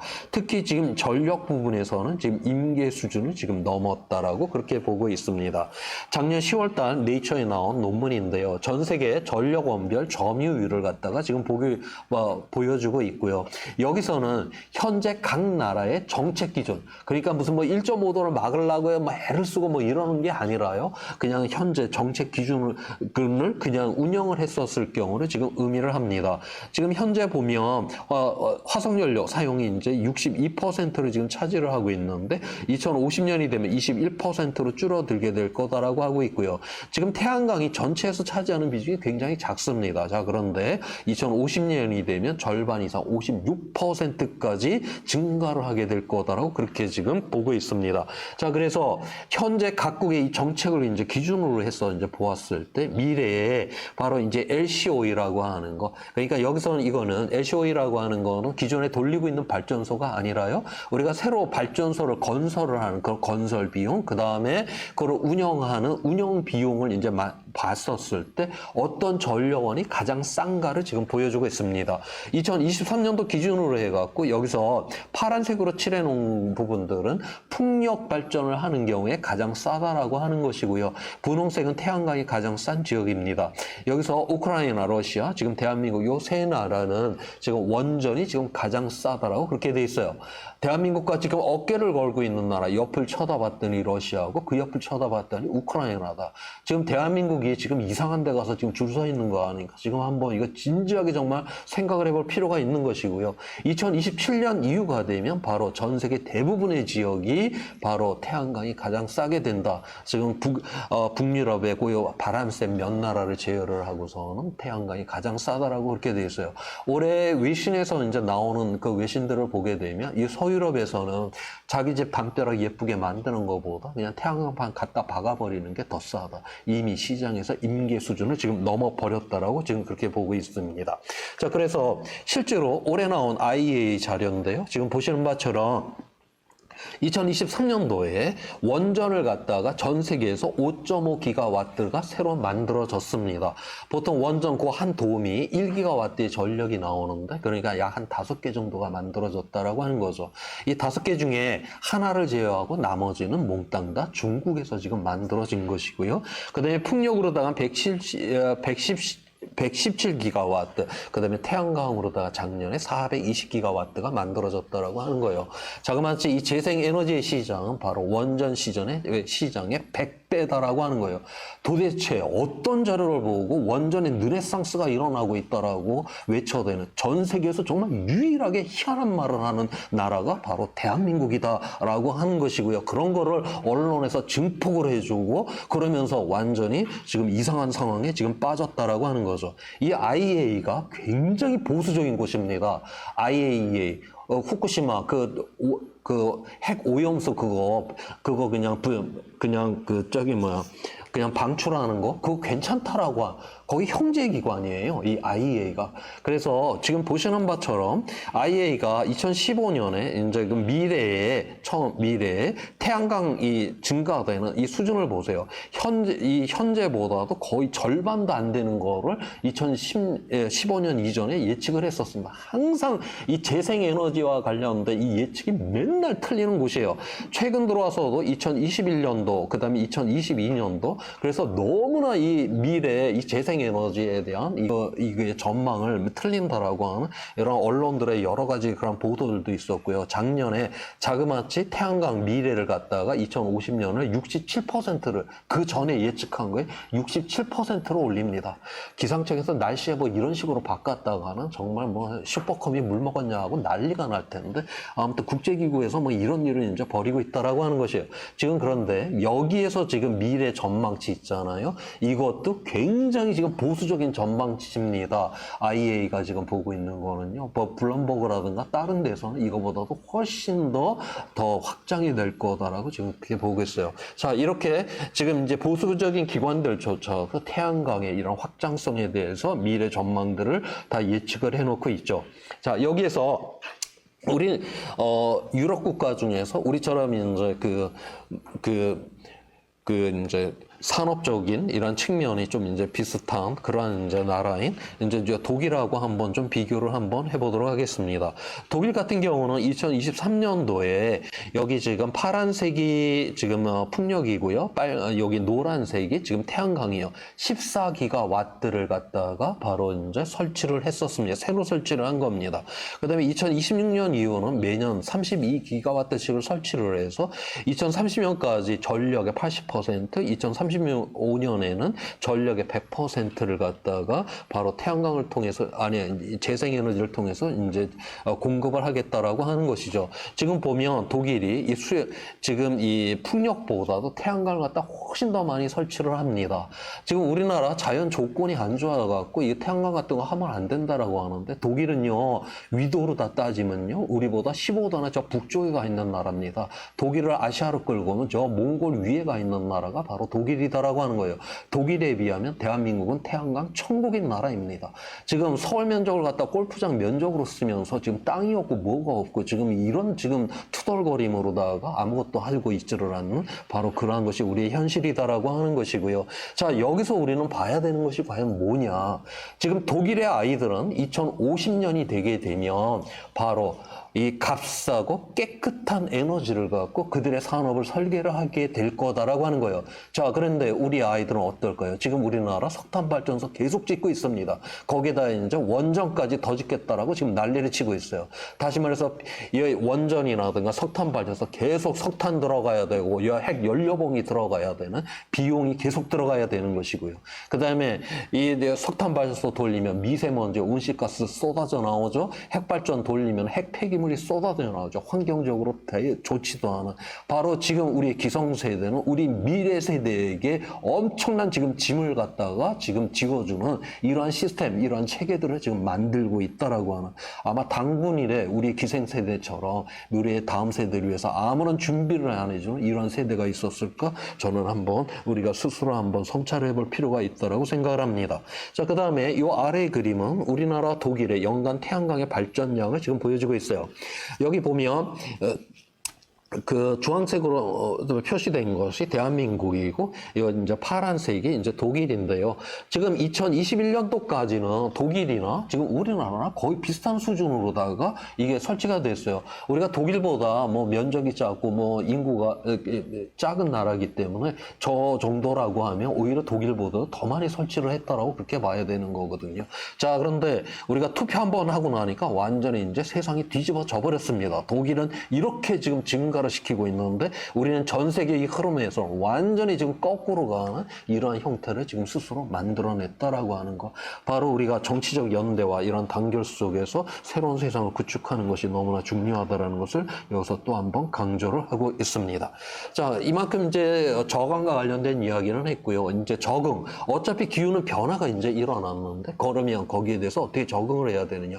근데 이 적응 같은 경우는 분야가 굉장히 다양합니다. 그래서 오늘 이 시간에 모든 분야를 제가 다룰 수는 없고요. 저는 오늘날 우리가 기후 위기가 일어나게 될 때 결국 우리는 식량의 위기로다가 이 위기는 시작된다라고 저는 그렇게 보고 있거든요. 그러한 측면에서 바로 식량과 관련된 이 이야기를 한번 해보도록 하겠습니다. 자, 이 그림은 1961년 이후에 지금 인구는 약 150% 정도가 지금 늘었습니다. 자, 그런데 농지는 약 15%밖에 늘지를 않았어요. 자, 그런데 곡물 생산량은 250%를 늘려놨습니다. 그래서 바로 단위 면적당 이 생산량을 앞서 이야기를 했던 녹색 혁명을 통해서 바로 2배 이상의 생산량을 뽑아냈다라고 하는 거죠.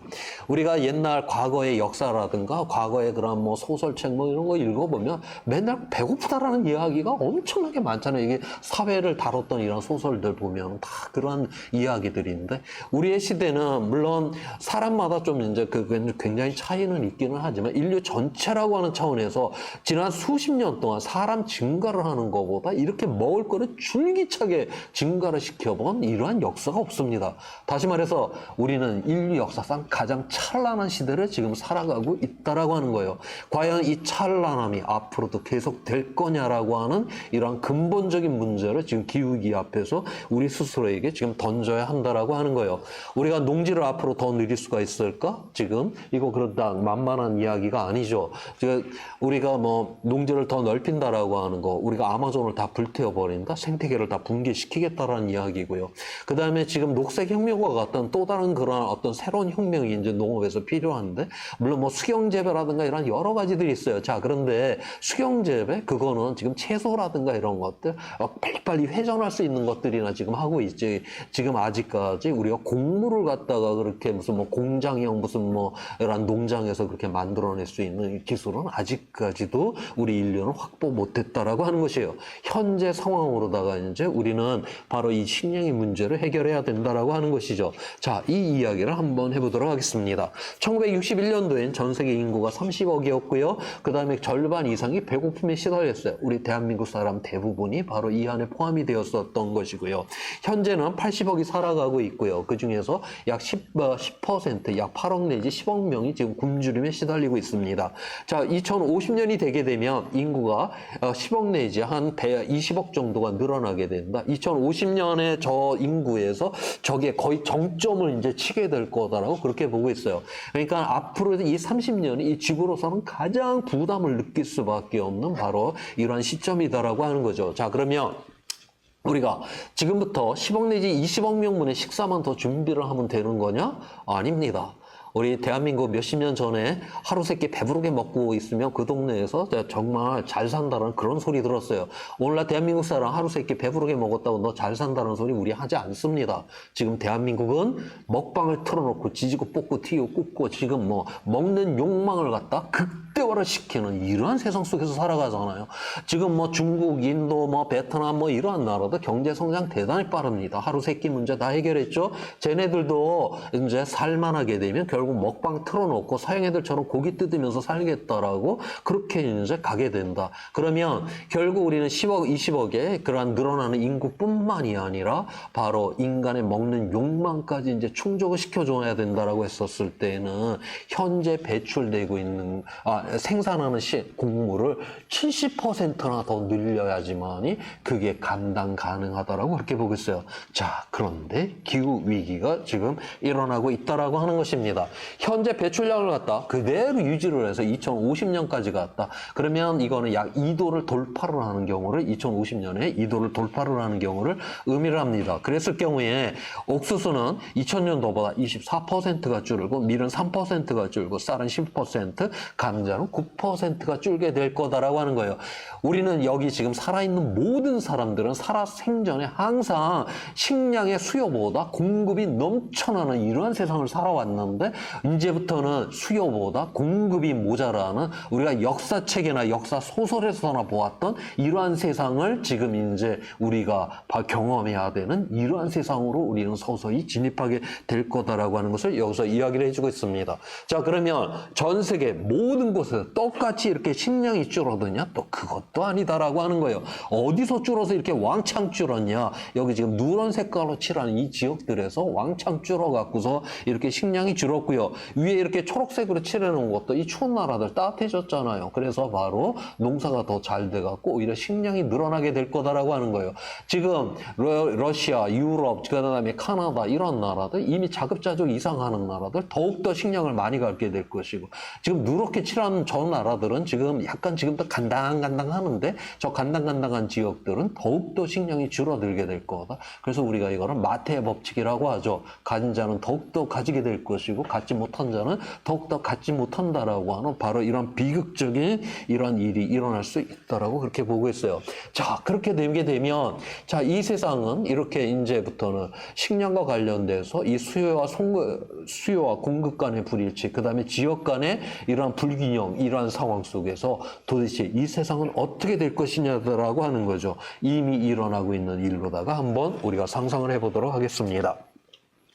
이 그림은 여기서 검은 실선으로 표시된 걸 건조 한계선이라고 해요. 건조 한계선은 우리가 농업을 할 수 있는 이제 한계선인데 1년 동안 강수량이 200mm가 내리는 지역들입니다.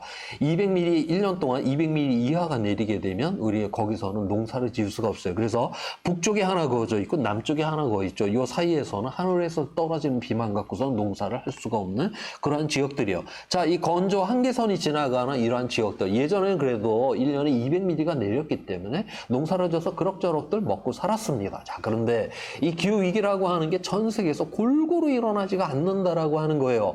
바로 이 기후위기가 바로 저런 건조 한계선, 저런 한계선이 지나가는 지역부터 바로 기후위기가 공격을 하게 됩니다. 그래서 지금 건조 한계선이 지나가는 저 지역들은 지금 다 가뭄이 다 들어있어요.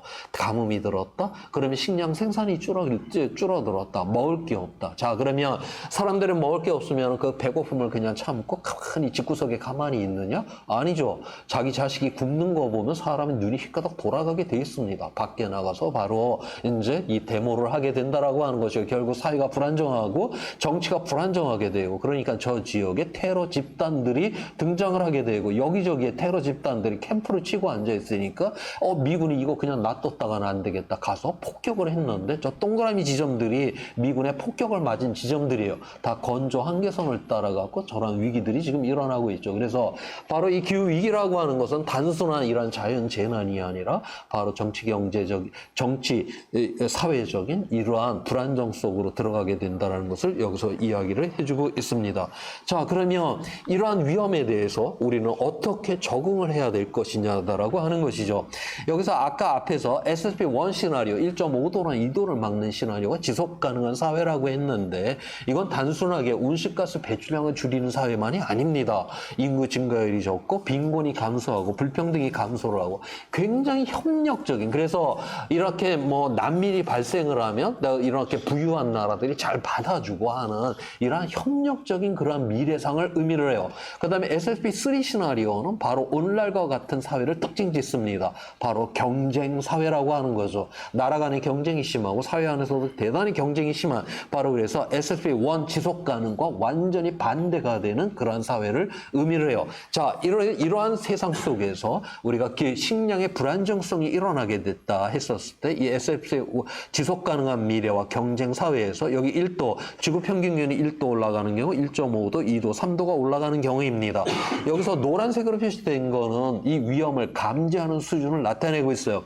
우리가 지속 가능한 이 미래, 전 세계가 이 협력적인 이러한 세상을 만들어낸다라고 하면 아무리 기온이 상승된다라고 해도 서로가 돕고자 하는 이런 의지가 있는 이러한 세상이기 때문에 이 위험은 항상 감지하는 수준에서 끝나게 될 거다라고 하는 거예요. 자, 그렇지만 이 세상이 경쟁 사회, 각자 도생, 나만 잘 살아야 된다. 그래서 사재기하고 쌩 난리를 치는 이런 분열적 사회로 우리가 들어가게 됐다라고 했었을 때는 바로 1.5도 이상부터는 본격적으로 이 식량의 불안정성의 위험성으로 들어가고 2도 이상에서는 거의 파국의 위험 속으로 들어가게 될 것이다. 그래서 바로 이 우리가 어떤 세상을 만드느냐가 대단히 중요하다라고 하는 것을 여기서 이야기를 해주고 있어요. 자, 그래서 2015년에 유엔에서 파리기후 협정을 맺었죠. 이 내용을 보게 되면 첫 번째, 우리가 온실가스 배출량을 줄여서 1.5도를 막아야 되겠죠. 그걸 아까 저감이라고 했고, 어차피 일어나는 기후 변화의 그 결과에 대해서는 적응을 해야 된다라고 했고요. 그 다음에 세 번째로다가 전 세계 금융 흐름이 기후위기 대응 위기에 맞게 조정을 해야 된다. 다시 말해서 화석연료 산업에 대한 투자를 줄여야 된다. 그 다음에 이 기후위기를 막을 수 있는 이러한 산업적, 다시 말해서 에너지 효율이라든가 재생에너지라든가 이러한 쪽에 투자를 갖다가 확장시키라는 것도 이 협정문 안에 있습니다. 지금 우리가 기후위기를 대한민국이 열심히 대응한다라고 하는 거는 이건 대한민국 스스로 만든 과제가 아니죠. 유엔에서 전 세계 모든 나라들이 국제적으로 합의를 해갖고 국제 정치적으로다가 우리에게 지금 압박을 하는 그런 상황을 지금 의미를 하는 것이고요. 바로 오늘날 이 파리기후 협정문 안에 있듯이 바로 오늘날의 이 주류 시장 안에서도 기후위기 대응과 관련된 이러한 제도들이 하나둘씩 지금 만들어지고 있다라고 하는 것입니다. 우리 잘 알고 있는 뭐 아리백 재생에너지 100%로 물건 만들어야지만이 뭐 그런 물건 취급한다라고 하는 거.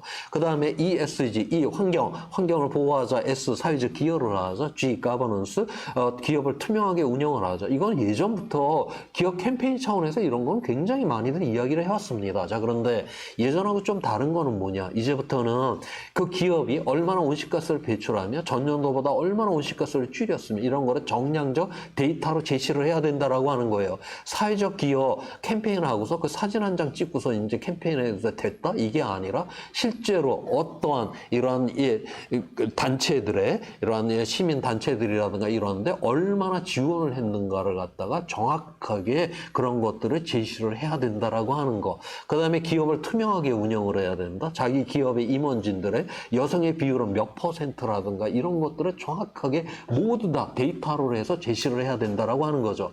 자, 그런 거를 보고서 투자를 이제 결정한다라고 하는 건데, 아니 그러면 우리가 보통 개인으로 보게 되면 투자라고 하는 건 우리가 이익을 보고 투자를 하게 되는데 과연 이게 가능할 것이냐. 실제로 18세기에 미국에서 그 감리교회에서 바로 이런 일을 했습니다. 그 당시 감리교인들은 바로 이 가치 투자라고 하는 것을 해갖고 바로 그래서 도박, 그 다음에 술, 그 다음에 담배 이 세 가지에 대해서는 감리교회는 투자를 할 수가 없었거든요. 바로 이제 이러한 가치 투자를 이제 해야 되는 것인데, 그러면 이게 이윤도 안 내면서 그럼 종교도 안 가진 사람들이 이게 과연 가능하냐? 또 이렇게 또 볼 수가 있겠죠. 바로 그래서 여기서 중요한 게 바로 연기금입니다. 바로 연기금들이 이러한 쪽으로 그 거대한 자금들이 바로 투자, 이러한 기준들, 가치를 보고서 이 기후위기 대응과 관련된 가치를 보고 투자를 하게 되면 결국 개인 투자가들도 따라올 수밖에 없다라고 하는 거죠. 우리나라 한전이 지금 여기저기에 석탄 발전소를 짓고 있어요. 그래서 유럽의 몇몇 이러한 국가의 연기금들이 우리 한전에 대한 투자를 갖다 다 빼버린 이유들, 이게 이제 일부 국가이지만 이러한 것이 이제 보편화가 되는 이러한 세상으로 진입을 하게 될 거다라고 하는 것입니다. 그 다음에 탄소국경 조정제도, 이미 유럽연합과는 이미 이거는 협상이 다 끝나 있는 그러한 상황에 있고요. 간단히 말해서 유럽 국가 안에서는 이산화탄소를 1톤을 배출을 하면 그 기업이 약 10만 원의 비용을 지불을 해야 됩니다. 우리나라는 뭐 정치권이 워낙 기업 친화적이죠. 그래서 10,000원만 내게끔 그렇게 만들어놨어요. 자, 이거를 유럽연합이 우리에게 시비를 거는 겁니다. 자기네들은 물건 만들 때 이산화탄소 1톤이 나오면 10만 원의 비용을 냈는데 니들은 10,000원밖에 안 냈지. 그 차익을 관세를 때려줄게. 이게 바로 탄소국경 조정제도라고 하는 거예요. 우리가 이러한 이렇게 저런 관세를 얻어 맞아가면서까지 수출을 해야 된다. 그만큼 가격 경쟁력을 잃는다는 걸 의미를 하는 것이고, 만약에 우리나라 안에서 어찌됐든 간에 이 기업이 이산화탄소 1톤을 배출할 때 이 10만 원의 비용을 지불을 한다. 그러면 우리 사회 안에서 어찌됐든 간에 그게 공적 자금으로 돌 수 있는 그러한 돈이 돼요. 뭐 우리가 10만 원, 기업이 10만 원의 비용을 내게 되면 이거 유럽연합에 갖다 바쳐야 될 이유가 없습니다. 만약 이게 제도가 제대로 정비가 안 돼서 유럽연합에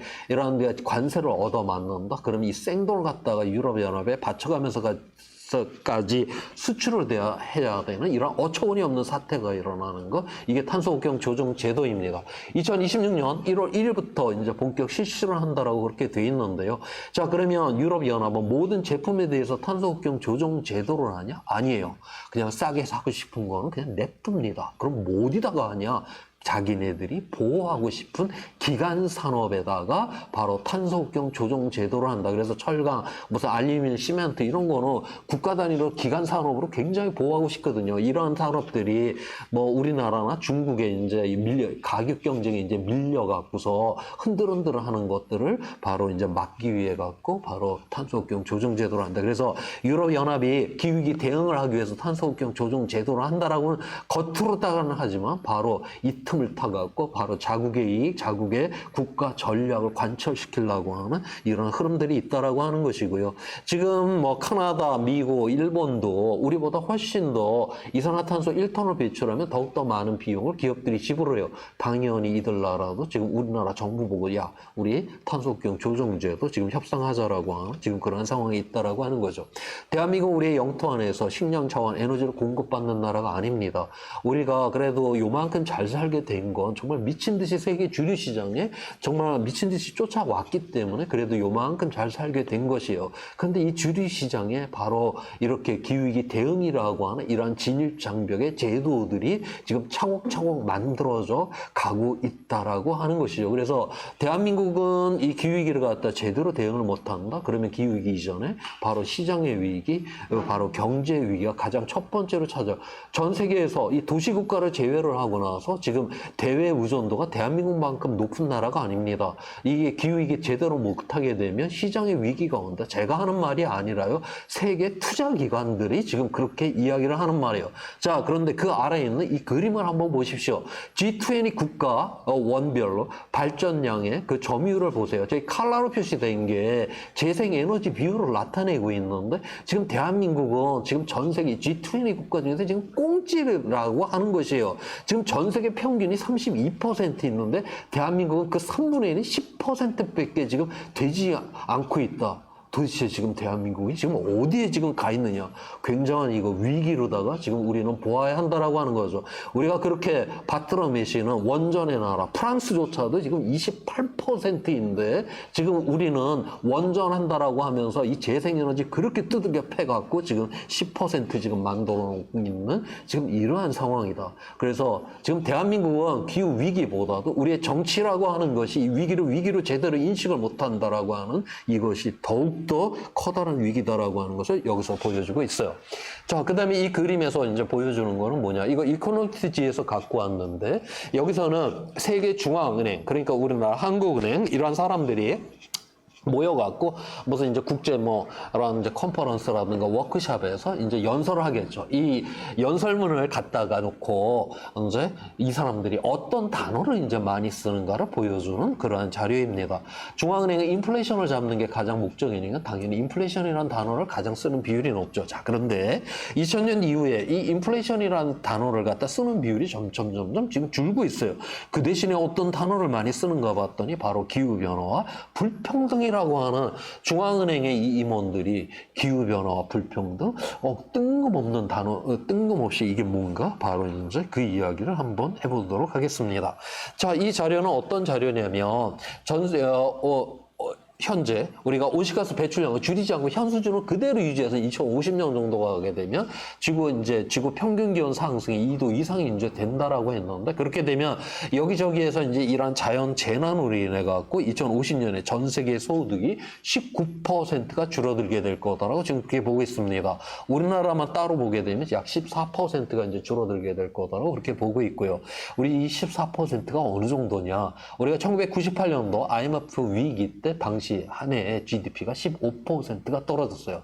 그러니까 우리는 그때 한 해 정도 그렇게 고통을 당하고 거기로부터 회복을 했는데 이 기후위기를 현재 배출량을 그대로 유지를 하면서 2050년에 갔다 우리가 IMF 같은 상황을 갖다 매년 그 상황을 유지를 해야 되는 그러한 파국에 들어간다는 걸 여기서 지금 이야기를 해주고 있어요. 자, 그래서 이 2도를 막는데 이 필요한 비용은 이 소득 감소의 6분의 1만 우리가 미리 투자를 하게 되면 충분히 막을 수가 있다라고 하는 것이죠. 그래서 지금 이 대응의 비용이 이 방관해갖고 나중에 진짜로 피해를 보는 것보다 너무너무 싸기 때문에 지금 당장의 대응이 중요하다라고 하는 겁니다. 자, 이 그림에서 그러는데 우리가 또 하나 봐야 될 게 이게 뭐냐.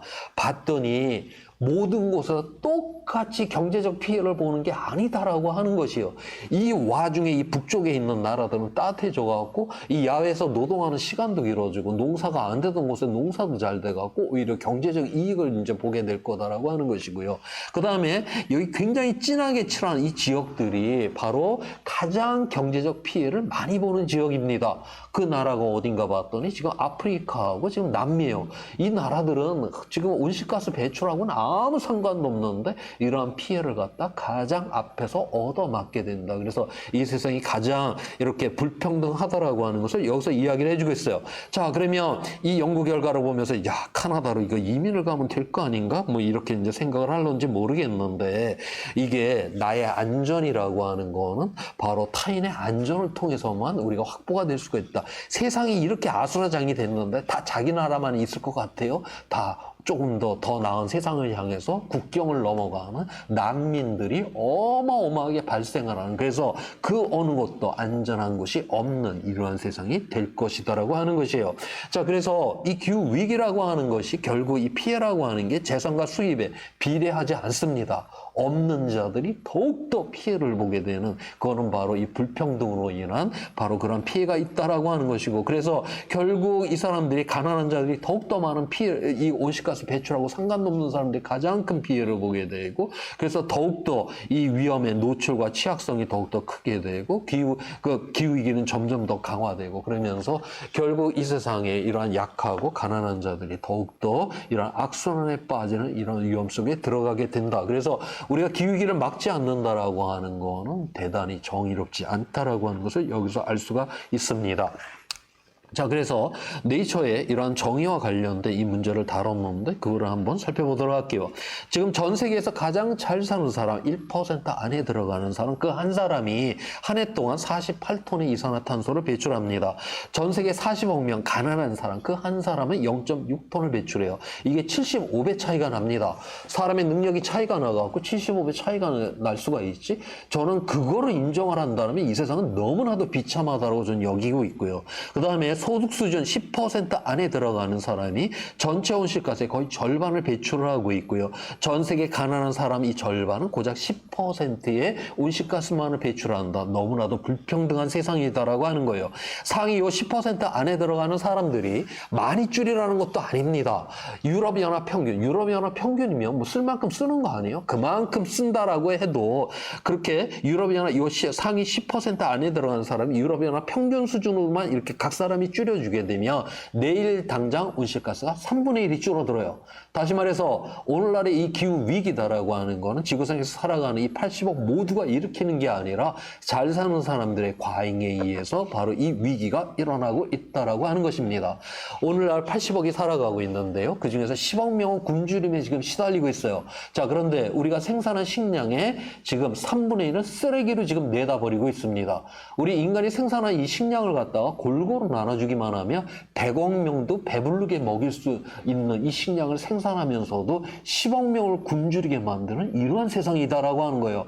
오늘날 우리 지금 요즘 우리 쓰레기장을 한번 이렇게 가보면 몇십 년 전이면 다 집안에 있어야 될 물건들을 지금 다 내다버리면서 살고 있어요. 지금 현재 전 세계에서 생산하는 이 생필품들을 골고루 80억 명에게 나눠준다. 넘치도록 생산합니다. 자, 그런데 이 세상 곳곳은 온통 결핍투성이에요. 이런 결핍들을 보면서 우리의 정치가들은 우리에게 이렇게 이야기를 하죠. 성장을 못해서라고. 이거 거짓말입니다. 이 세상에 우리가 결핍을 보았을 때 이건 성장을 못해서가 아니라 이 세상이 정의롭지 않기 때문에 이렇게 넘치는 세상 속에서도 결핍이 일어나고 있다라고 하는 것이죠. 자, 이렇게 이야기를 하면 야, 그래도 이런 가난한 나라들 뭐 중국, 인도, 뭐 아프리카 이런 애들도 이제 좀 잘 살게 되고 막 이렇게 돼서 화석연료 막 태우고 이렇게 되게 되면 결국 뭐 세상은 기후변화로 또 무너진다라고 하는 또 이런 이야기를 하는 사람들이 있어요. 자, 네이처 논문은 뭐라고 이야기를 하고 있는지 한번 보도록 하겠습니다.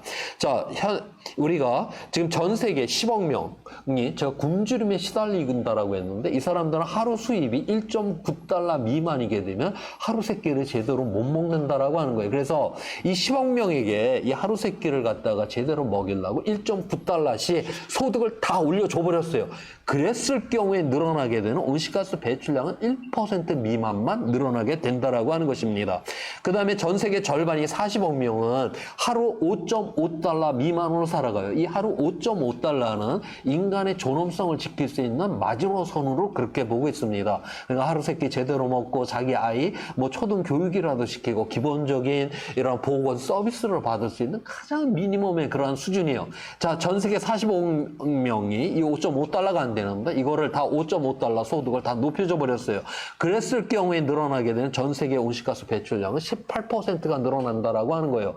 자, 이 18%는요, 우리가 여기 전구 5개 중에 하나 뽑아버리면 달성할 수 있습니다. 결코 이 세상은 가난한 사람들이 살만하게 됐다라고 해서 무너질 일은 절대로 없다.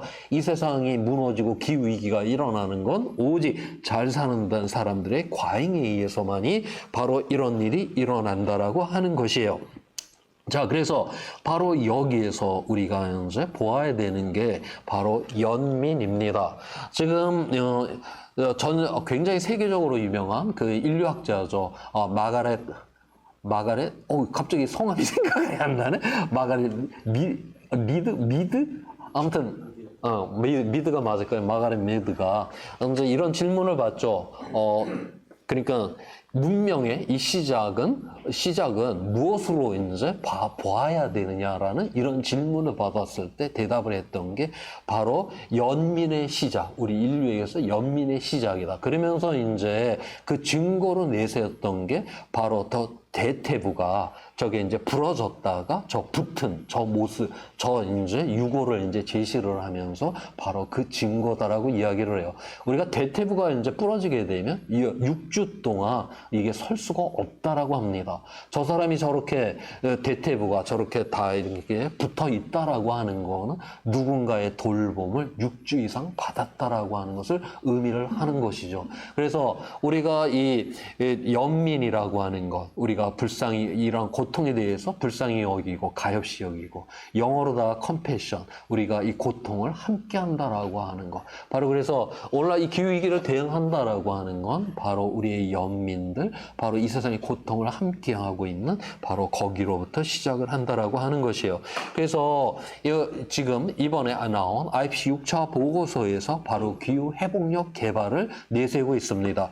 앞서 이야기를 했죠. 우리가 기후위기를 대응을 하려고 하면 저감 온실가스 배출량을 줄여야 된다. 기후변화의 결과에 대해서는 적응을 해야 된다. 그와 함께 지속 가능한 개발 목표를 함께 달성을 해야 된다라고 하는 것입니다. 우리가 저감과 적응을 해야 된다라고 하는 것, 우리의 만약 이게 제대로 기후위기가 그냥 일어나게 되면 우리의 삶의 거주지가 무너지게 되잖아요. 그와 함께 우리가 봐야 되는 것, 지속 가능한 개발을 해야 되는 이유는 바로 우리의 사회적 기반이 무너지지 않는 이러한 세상도 함께 이루어야 된다라고 하는 것입니다. 그래서 2015년에 파리기후 협정이 맺어졌고 그때 바로 SDGs 지속가능한 개발 목표도 함께 이루어졌죠. 오늘날 우리 기성세대가 지금처럼 지구를 사용을 한다라고 하면 거의 지구가 박살난 상태로 우리의 미래 세대가 물려받게 되는 것이고 그들은 우리로 인해서 지속가능하기가 굉장히 어렵게 될 것이다. 그래서 바로 그거를 막기 위해 갖고 지금 여기에 나와 있는 17가지의 가치를 실현을 해야 된다라고 하는 것이고요. 이거를 유엔에서는 하나의 슬로건으로 정리를 해놨죠. 아무도 뒤에 남겨두지 않는다. 바로 이 세상을 정의롭게 만들어야 된다. 그래서 이번에 IPCC 6차 보고서 이 기후회복력 개발을 다루는 이 장에서는 1번 가난을 줄인다, 10번 불평등을 줄인다를 갖다 끊임없이 강조를 하는 이유가 바로 여기에 있는 것입니다. 아까 앞에서 이제 소개를 시켜드렸던 바로 이제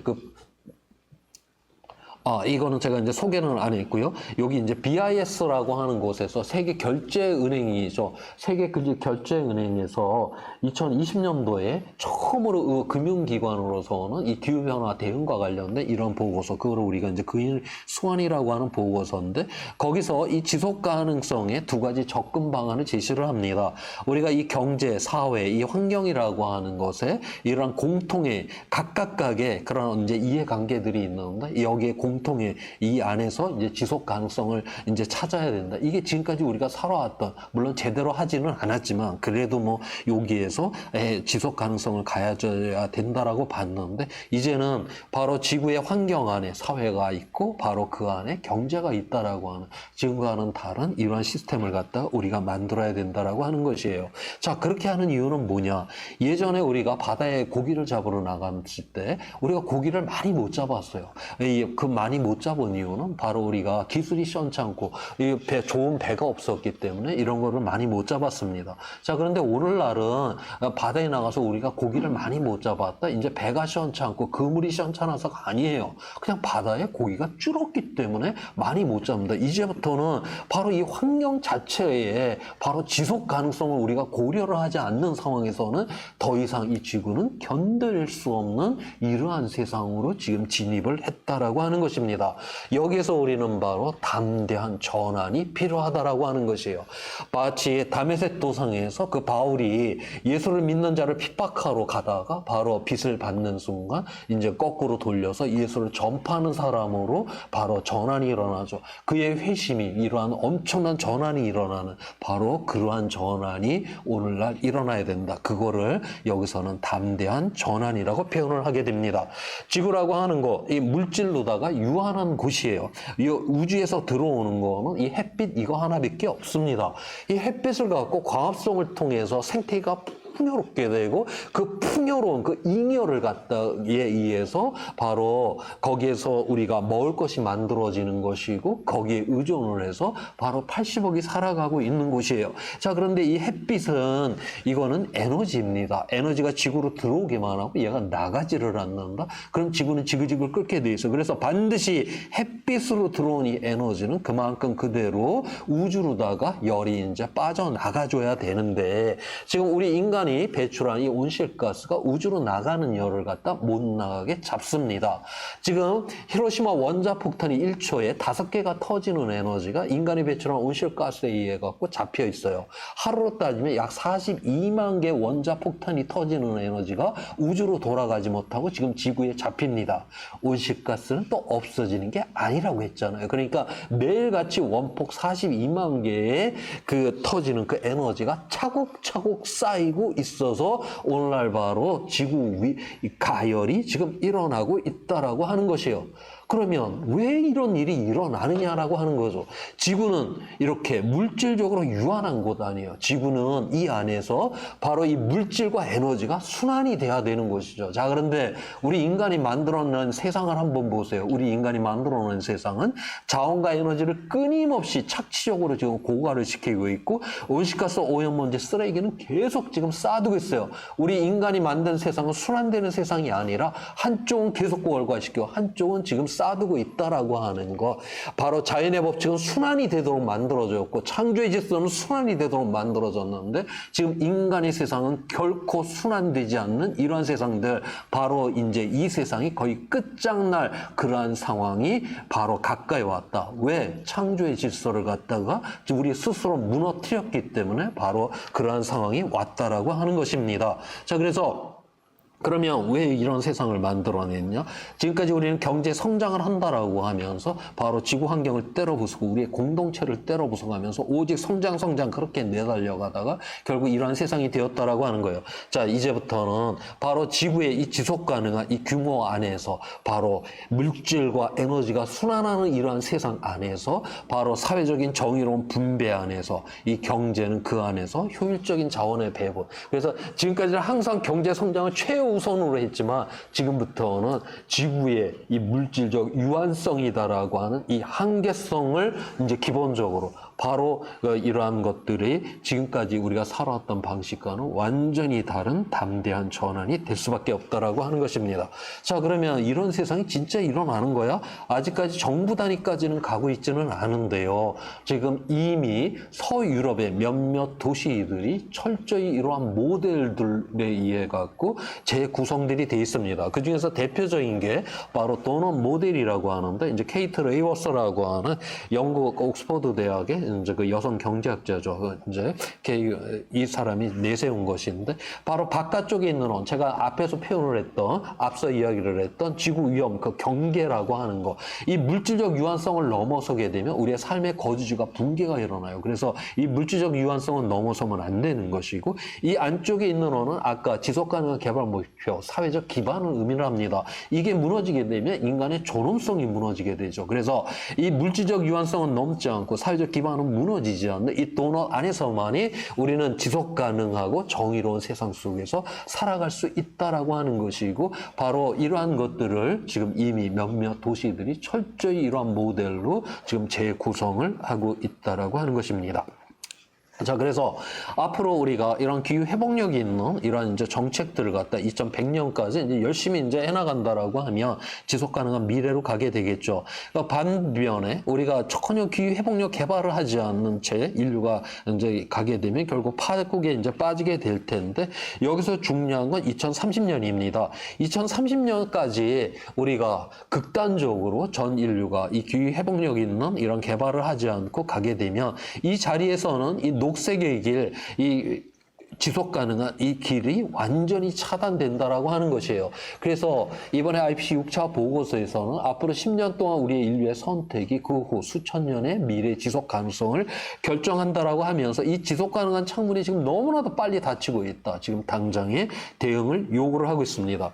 자, 그러면 이게 2030년 몇 년 안에 도대체 다메섹 도상의 바울의 회심과 같은 이러한 일을 갖다가 과연 인류가 이거 해낼 수 있는 거야? 우리 스스로 이제 의문을 품게 되겠죠. 있죠.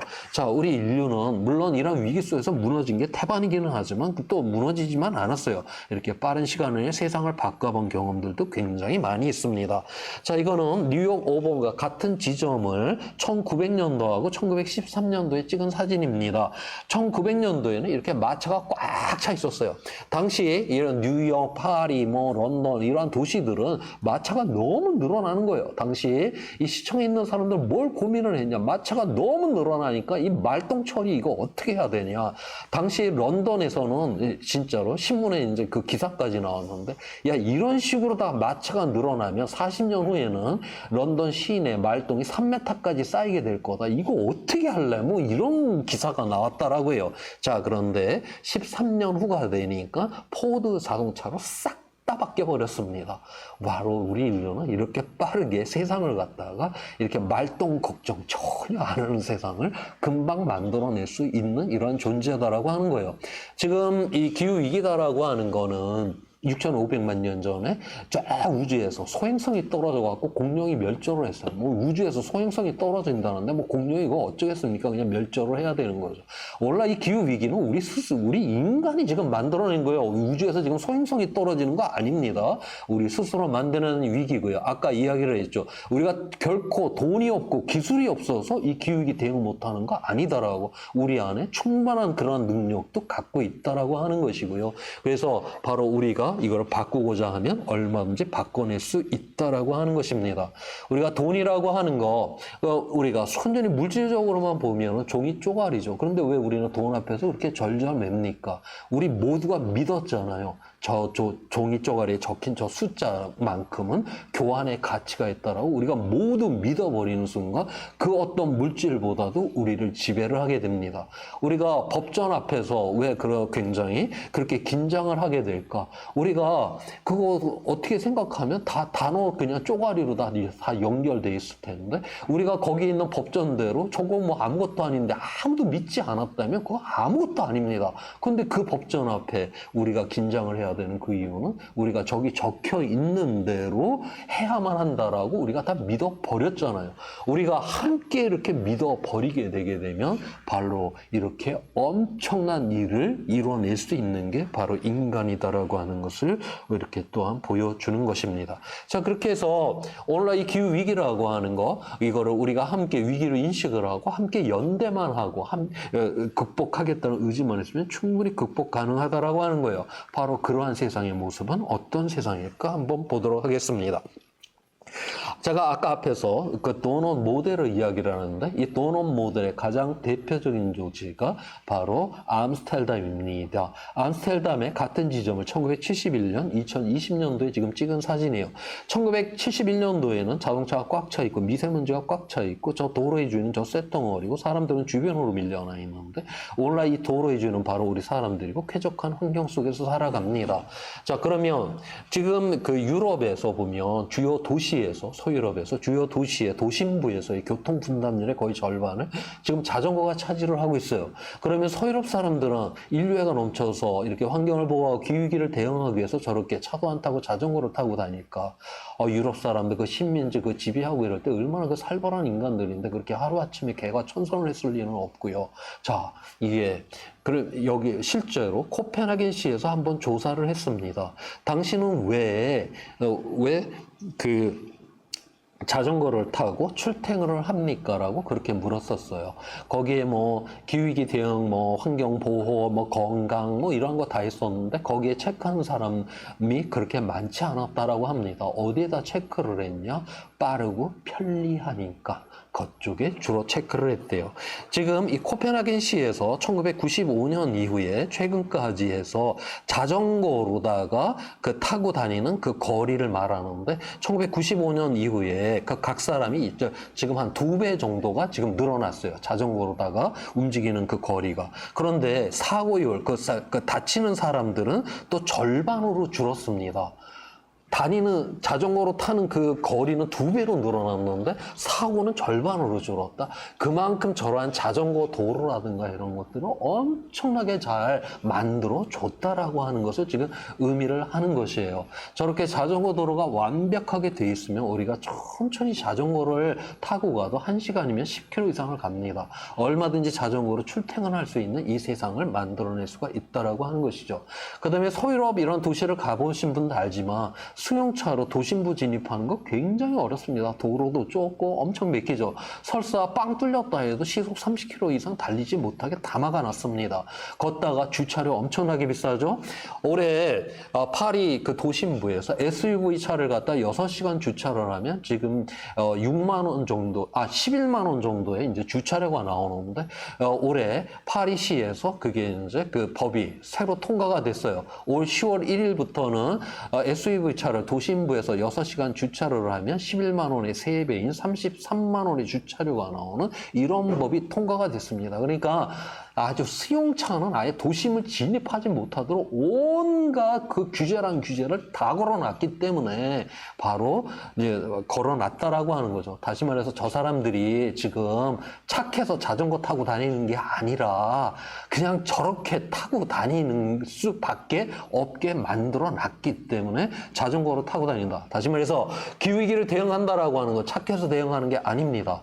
바로 우리가 좋은 제도를 만들어야지만이 이 기후위기를 제대로 막을 수가 있다라고 하는 것이고, 우리가 역사 속에서 모든 사람이 선해져 갖고 이 세상이 좋아졌더라. 우리는 그런 역사를 본 일이 없고요. 그런 역사가 없지 않습니까? 이 세상 모든 사람이 성인이 됐는데 뭔 놈의 문제가 있겠습니까? 항상 문제투성이 이러한 인간들이 그래도 제도를 만들어서 좀 더 나은 세상을 향해서 갈 수 있다라고 하는 것이죠. 자, 이와 관련된 또 논문들을 보도록 하겠습니다. 제가 워낙 권위가 없다 보니까 뭐 네이처니 뭐 IPCC니 뭐 온갖 이런 거로다가 제 주장을 할 수밖에 없는 거 이해를 해주시기 바랍니다. 자, 여기서는 뭐냐, 공유지. 그러니까 우리가 공기, 뭐 바다, 숲, 뭐 하천, 강 이런 거 누구 개인의 것이 아니라 우리 모두의 것이에요. 그 중에서도 대표적인 게 저수지인데, 이 하버드 대학교하고 예일 대학교 이 연합 연구팀에서 이제 그 시뮬레이션을 한 거예요. 여기 저수지가 있다. 그러면서 이제 똑같이 그 저수지의 물을 나눠주고 그 중에서 그 일부를 다음 세대를 위해서 이 사람들이 띄워놓는가? 이거를 본 그런 실험이에요. 여기에 참여했던 사람이 68%의 사람들은 다음 세대를 위해서 자기 몫의 일부를 남겨놓더라고 하는 것이죠. 그런데 32%의 사람들은 그럼 뭘 다음 세대를 생각해? 나는 그냥 내가 다 쓰고 말 거야. 굉장히 이기적인 사람이었다라고 하는 거예요. 그 상태 그대로 이 저수지의 물을 운영을 했습니다. 자, 그랬더니 4세대가 지나게 되니까 저수지의 물이 싹 다 말라버렸다라고 하는 거예요. 우리는 분명 이 공동체 안에 10명 중에 7명 정도의 비율로다가 이타성이 있음에도 불구하고 10명 중에 3사람의 이 이기적인 이러한 세 사람들에 의해서 세상은 박살나더라고 하는 것을 여기서 보여줍니다. 그 다음에 그래서 투표를 통해서 다음 세대 남겨줄 몫을 정하기로 했어요. 당연히 이타적인 사람이 많으니까 남겨두자라고 했고, 그랬을 경우에는 이 저수지의 물이 줄지 않고 지속 가능했다라고 하는 것이에요. 이 논문, 네이처 논문의 자연과학 논문 마지막 문장입니다. 많은 시민은 공익을 위해 기꺼이 희생할 준비가 되어 있다. 그들이 그렇게 할 수 있도록 도와주는 제도만 있으면 된다. 우리 공동체 안에 10명 중에 7명의 이타성이 있다라고 하는데 이것이 바로 제도화가 돼야 된다라고 하는 거. 이 제도화가 되지를 않으면 10명 중에 3사람의 이기적인 사람에서 세상은 박살난다라고 하는 것을 여기서 강조를 합니다. 올해 나온 이와 관련된 또 하나의 논문을 또 보도록 할게요. 여기서는 전 세계 13만 명을 설문조사를 했습니다. 각 나라별로 1000명 이상의 샘플을 뽑아갖고 대한민국도 여기 포함이 되어 있고요. 여기서는 뭘 물었냐면, 기후위기 대응을 하기 위해서 너의 수입의 1%를 기여할 용의가 있는가? 그거를 물었어요. 여기서도 보니까 69%의 사람들이 자기 수입의 1%를 내놓겠다라고 그렇게 대답을 했습니다. 아까 저수지의 물도 10명 중에 7명의 비율로다가 자기 몫의 일부를 띄워놓겠다라고 하고, 여기서도 10명 중에 7명의 비율로다가 바로 기여할 용의가 있다. 이 두 실험뿐만이 아니라 다른 실험에서도요, 이 이타성을 좀 약하게 해갖고 묻잖아요. 그 어떤 경우에 대체적으로 10명 중에 7명의 비율로 바로 이타성에 손을 들게 됩니다. 자, 그런데 여기서 하나를 이제 더 물어요. 뭐라고 물었냐?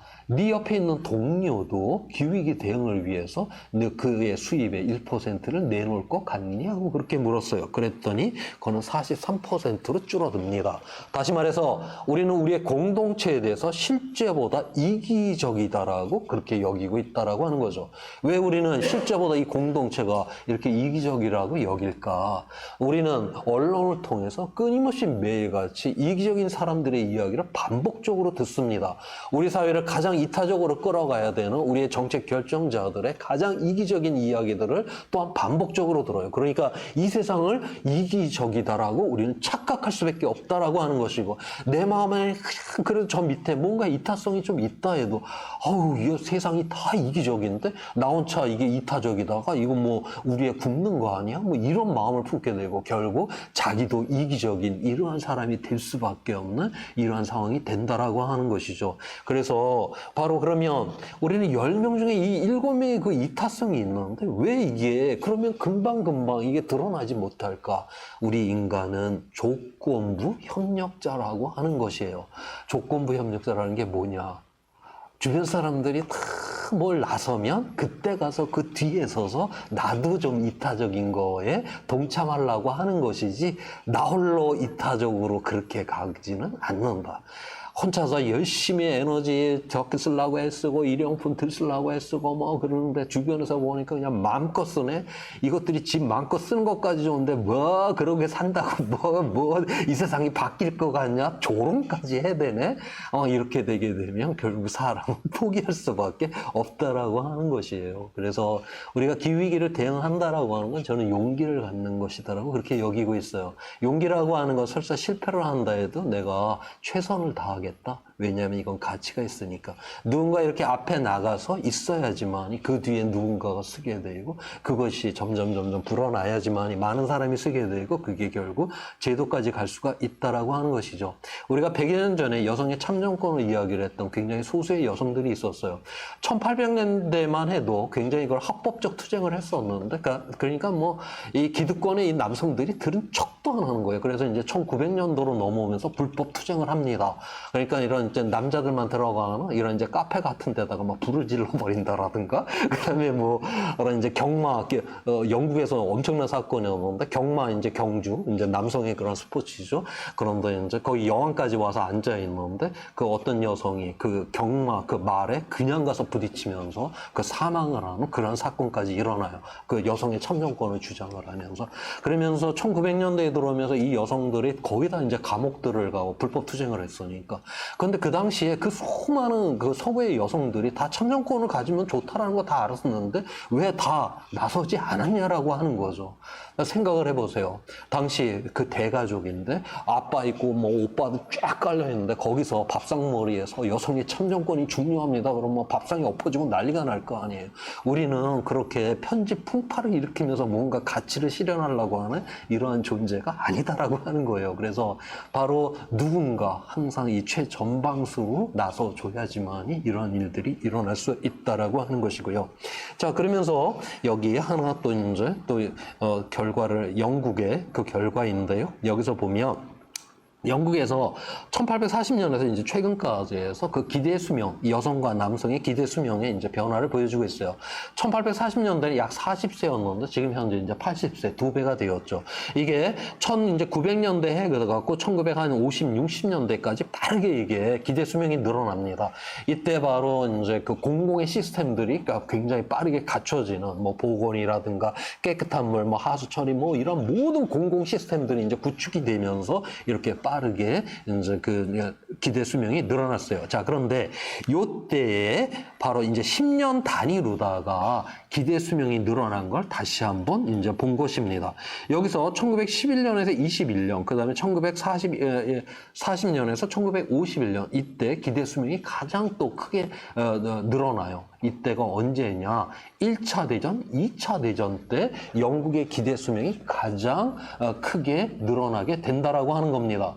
가장 위기의 시절이었어요. 그렇지만은 이게 총력전 아닙니까? 그 사회가 가장 연대를 했었고 이때 거의 식량은 배급제였었고요. 이때 나눔이라든가 서로 돌봄과 이러한 것들, 당시 그 영국의 그 시민들이 가졌던 자기의 그 나라에 대한 그러한 자부심들, 그러한 것들, 그 다음에 내 나라, 그러한 어떤 자기 동료에 대한 그러한 신뢰감들, 이러한 것들이 굉장히 강력했기 때문에 바로 그때 이러한 공공성이 최대치로다가 올라갈 수가 있었고, 그러한 공공성을 바탕으로 해갖고 이 기대의 수명도 가장 높아졌다라고 하는 거예요.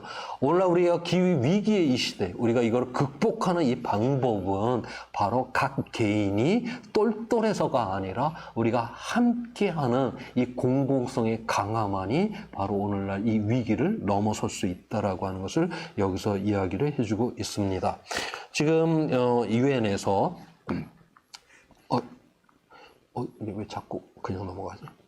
유엔에서 지금 이제 우리가 각자 이제 이 기후위기 대응을 하기 위해서 해야 되는 10가지를 지금 제시를 하고 있어요. 여기 맨 앞에 보면 목소리를 내라. 두 번째가 정치적 압박을 가하랍니다.